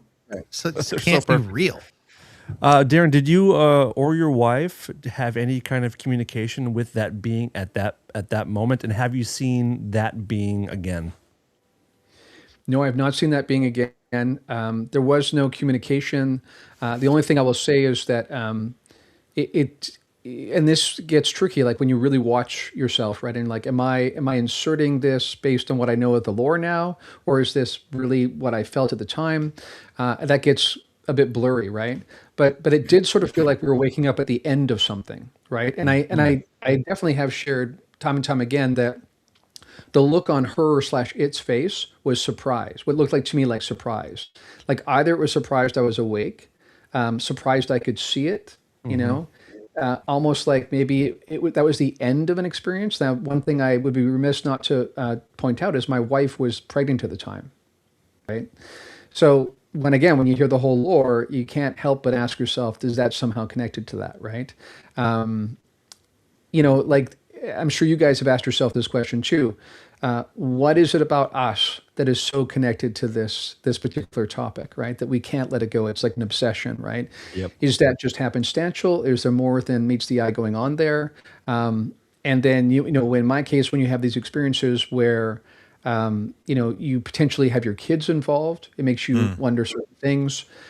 This again goes to the question about neurodivergence, ways that the human genome might be tweaked over time, right? So they might be influencing human civilization, not just by populating in these beings and these messages that subtly shift our trajectory, but also genomically, right? Like they might be genetically orienting us. And there's there's a big difference when you listen to neurodivergent people talk about what they think that will allow for the future for humanity versus when you hear neurotypical people describe it as a disorder or something that you have to make up for, Right, right? right, But right. to me, it's inevitably connected to the phenomenon, right?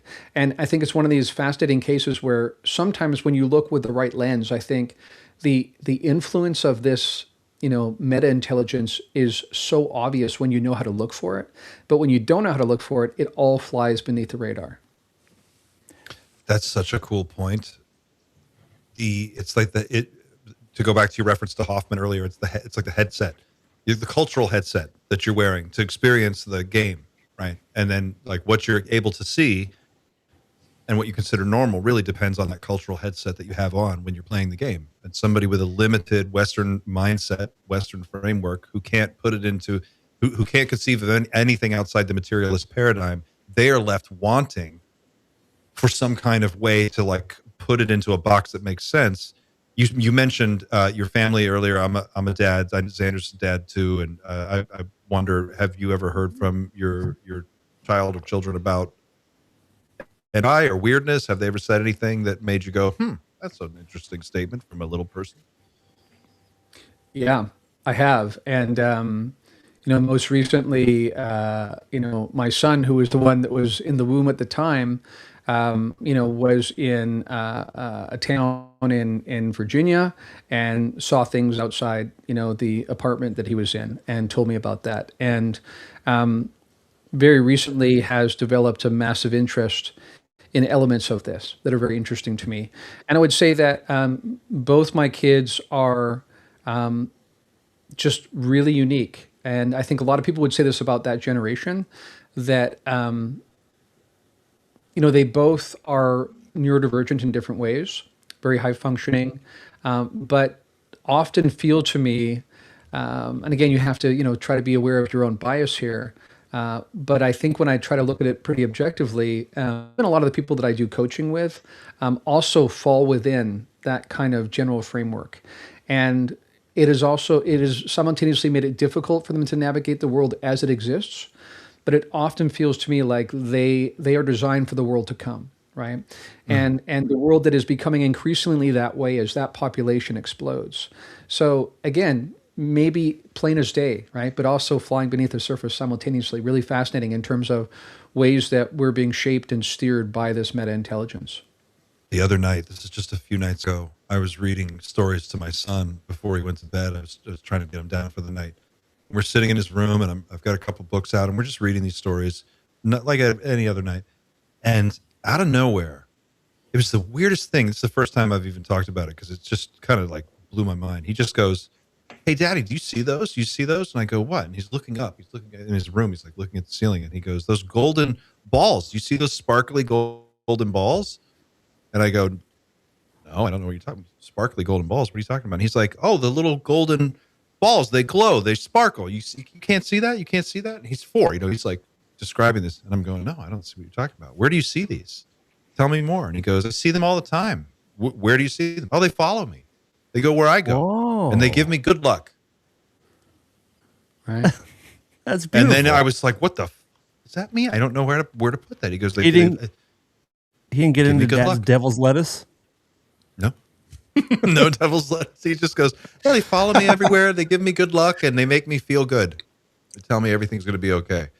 I'm like, kinda "Okay, beautiful. I don't know what that means, but that sounds like one of these types of conversations that I find How long has he myself seen these for?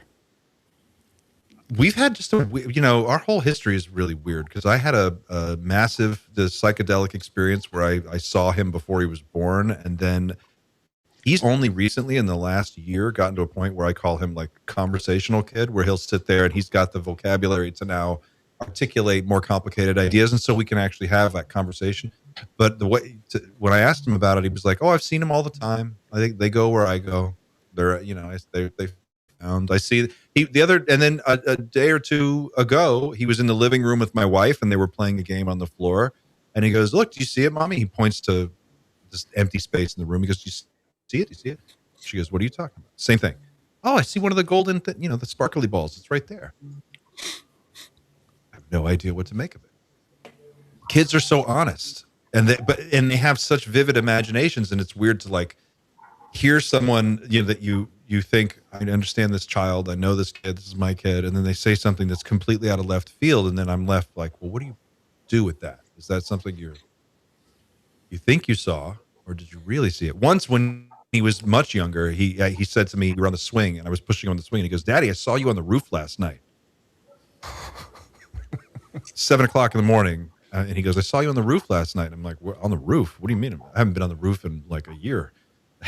So, oh yeah, you were on the roof last night. Let me just add another. Let me add a piece that's interesting, because it's interesting how young children often do have a wider experience of phenomenology than the rest of us do. And when you think about Don Hoffman talking about this kind of interface notion, right, that we evolution has served up a way of making sense of the world that actually largely dismisses and blocks out most of the phenomena, right, that we're experiencing.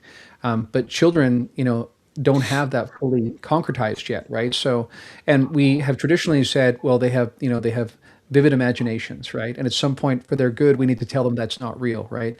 This imaginary friend you're talking about, right? But I think they actually are just tapping into a wider set. And so when I talked before about things bleeding in, I think there's much more bleed through for kids, right?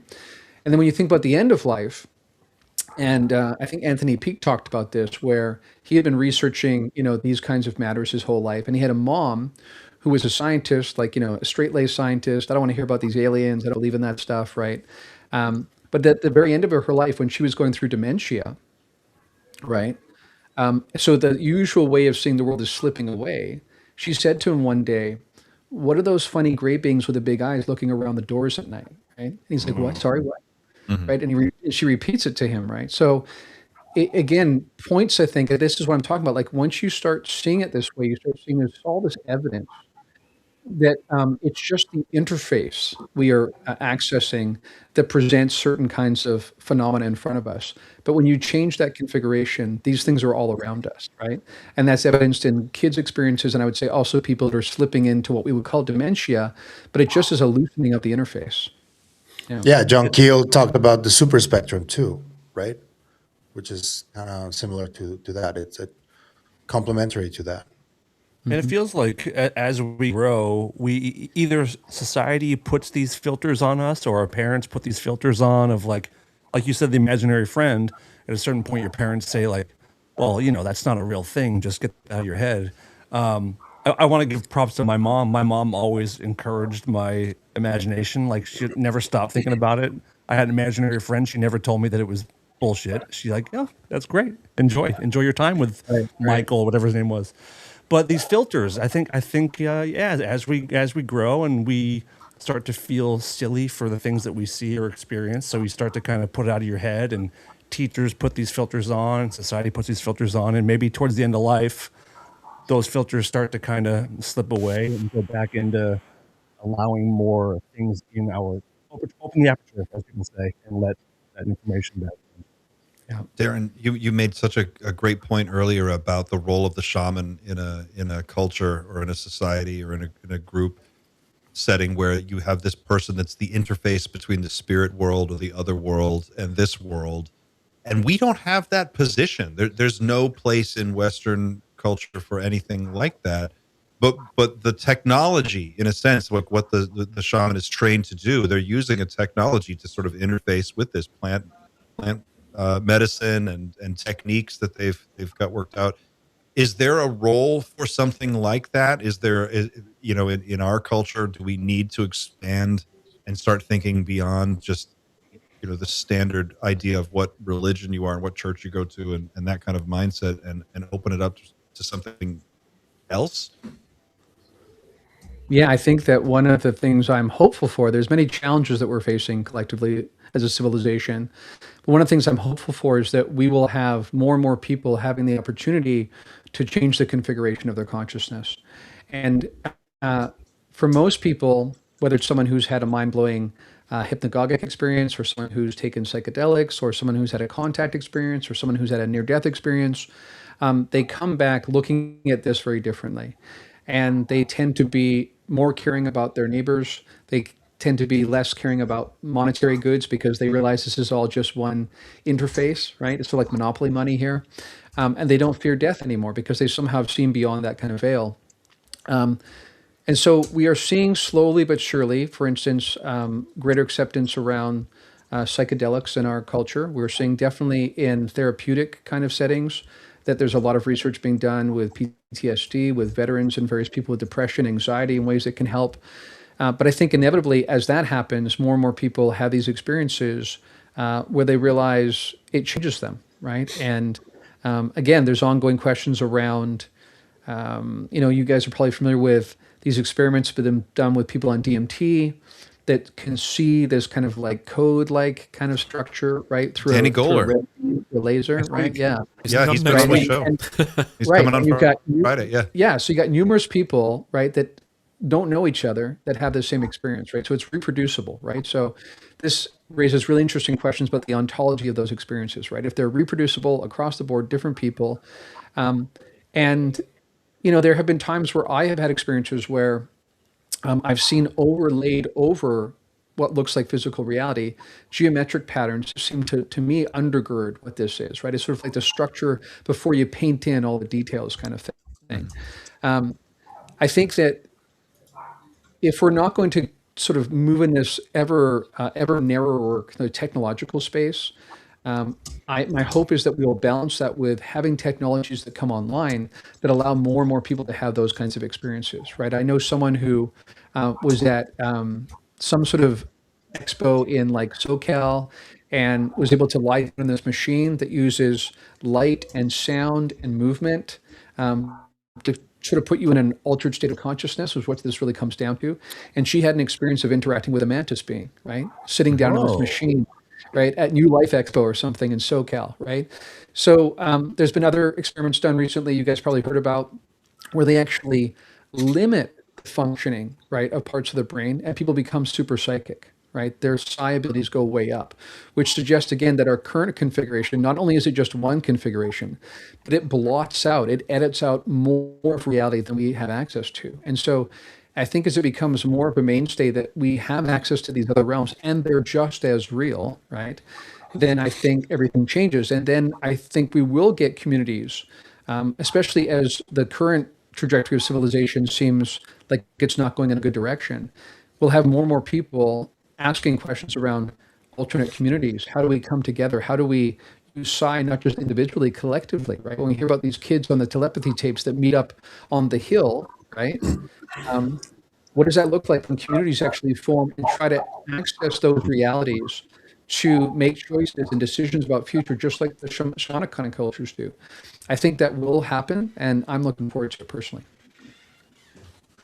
I think we're coming up on the 2-hour mark, and before we wrap up for today, I want to talk about this orb picture. I don't know if Xander, if you have, this was the image that Bledsoe posted. I think it was on December 15th of the orb with numbers in it.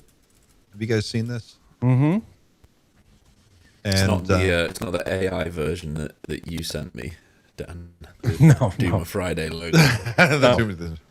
You should show that too, though. That's important. No, this It's image probably is the pretty, original. This image is pretty neat. Well, it kind of touches on Danny Goler's work with the lasers and DMT, and seeing this like code that's underneath the veil that you could sort of peer through and see this code. And I don't know, it's interesting. When I saw it, I definitely saw what appeared to be some numbers in there, but I'm so jaded on AI imagery now. I don't know what to believe anymore. Here we go. So this is the,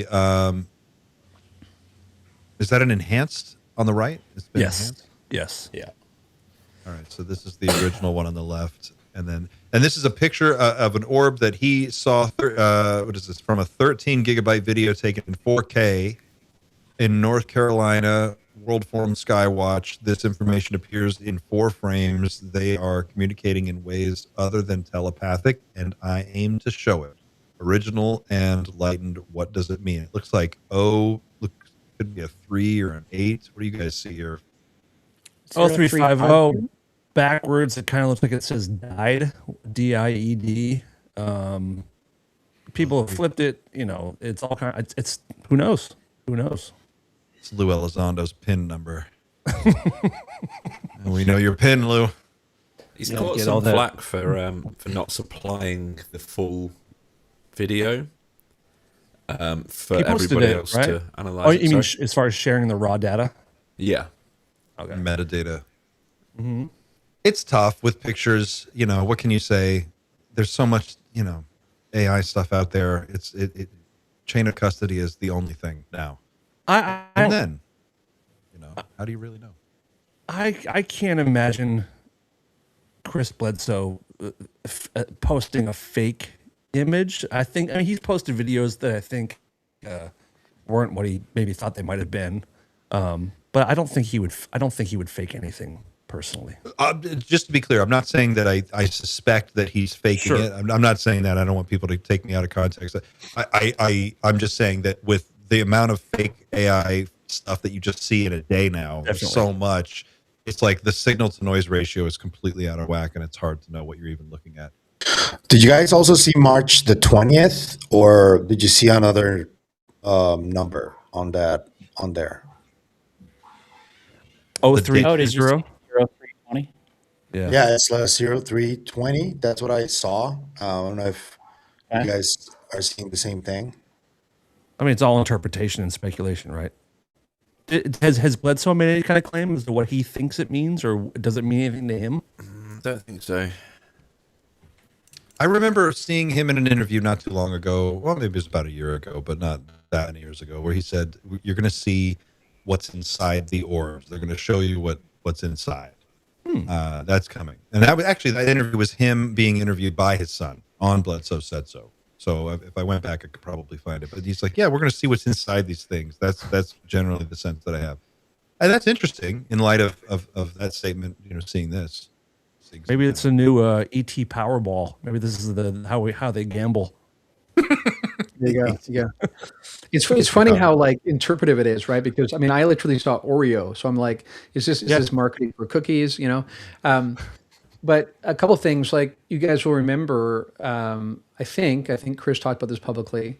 I definitely had conversations with him about it, where the orbs are a means of travel that will sometimes then manifest into a being. Right. So you'll see an orb initially, but then sometimes it would crystallize into like a strange stick figure light kind of being in front of him. And you guys might remember, speaking of Ryan Bledsoe, a few years ago, you guys remember this, where there was a case where you're going to see an image of an entity next week and it's going to blow your mind. It's going to change the conversation. Do you remember that? And then the actual image was open to interpretation again, right? Like clearly not like an obvious sell to everybody.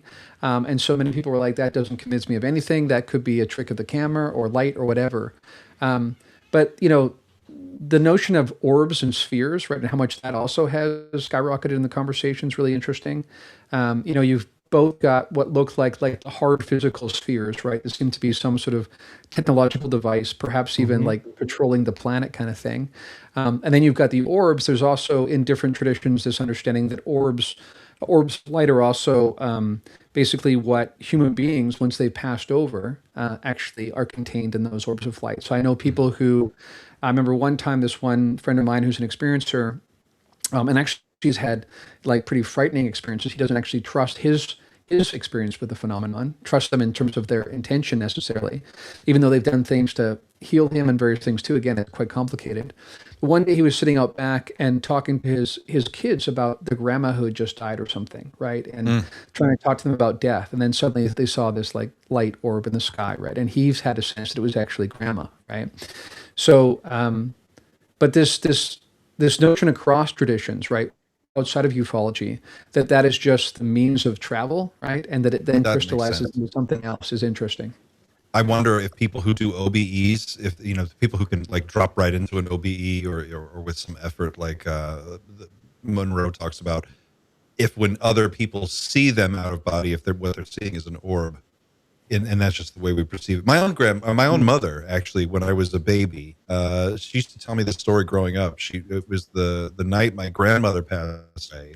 My mom woke up and saw an orb in front at the foot of her bed that went out the door, down the hall, into my room, and then just kind of went through the door. And the door was open.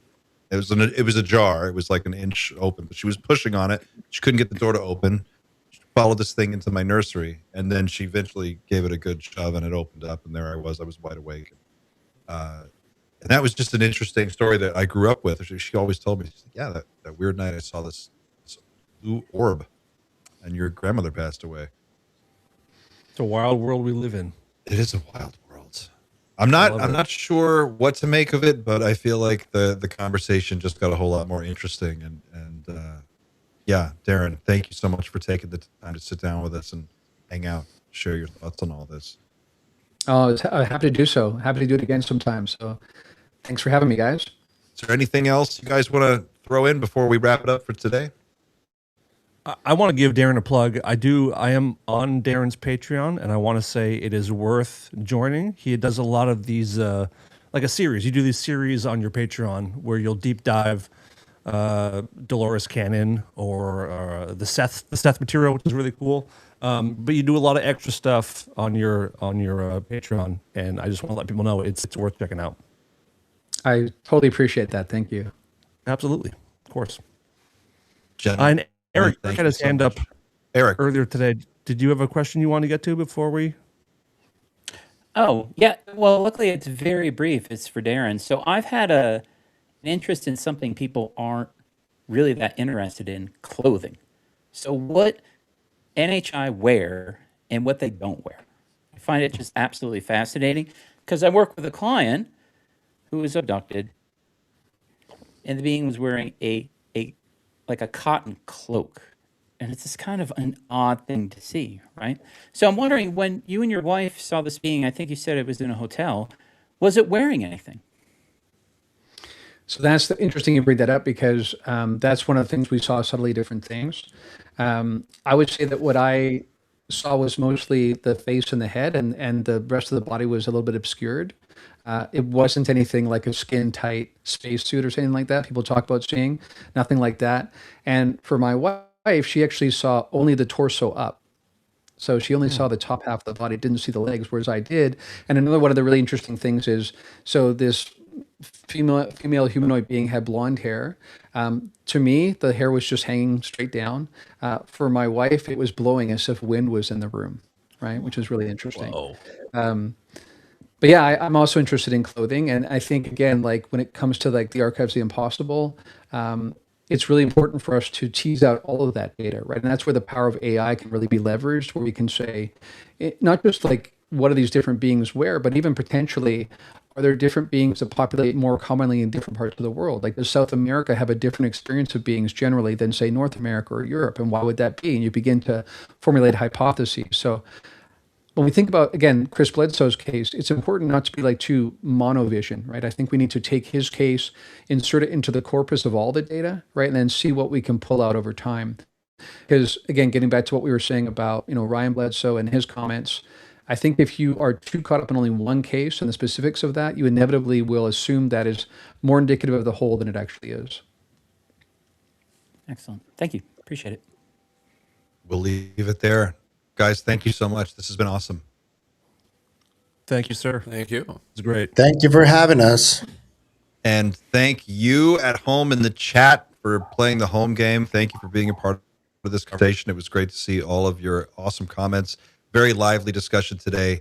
Always fun to see what you guys have to say. So thanks for participating in that. And in our poll, which I believe we had two polls. You think Dick Cheney definitely did run the legacy program, at least according to the poll. So there you go, guys. We've solved that case, and we can move on to the next one. Thanks for watching. Don't forget to like, share, and subscribe. Do all of those things. Go to our Discord. You can join the conversation there. You can get involved in our very active and very cool community. And go to teamnightshift.com. You can check out our cool merch. Be sure to visit Others from Another Mother on YouTube. You can check out Xander's show, Dreamland Motel, ExoAcadamian, of course, Points of Convergence, and Liminal Frames. And one last thing before we go. Check out Earthen Objects Jewelry. They sent me these awesome pendants. This is my favorite one and my son's favorite one. I don't know if I could show you this, but Earthen Objects Jewelry, Mitch on to the show. sent these out, and they're really, really cool.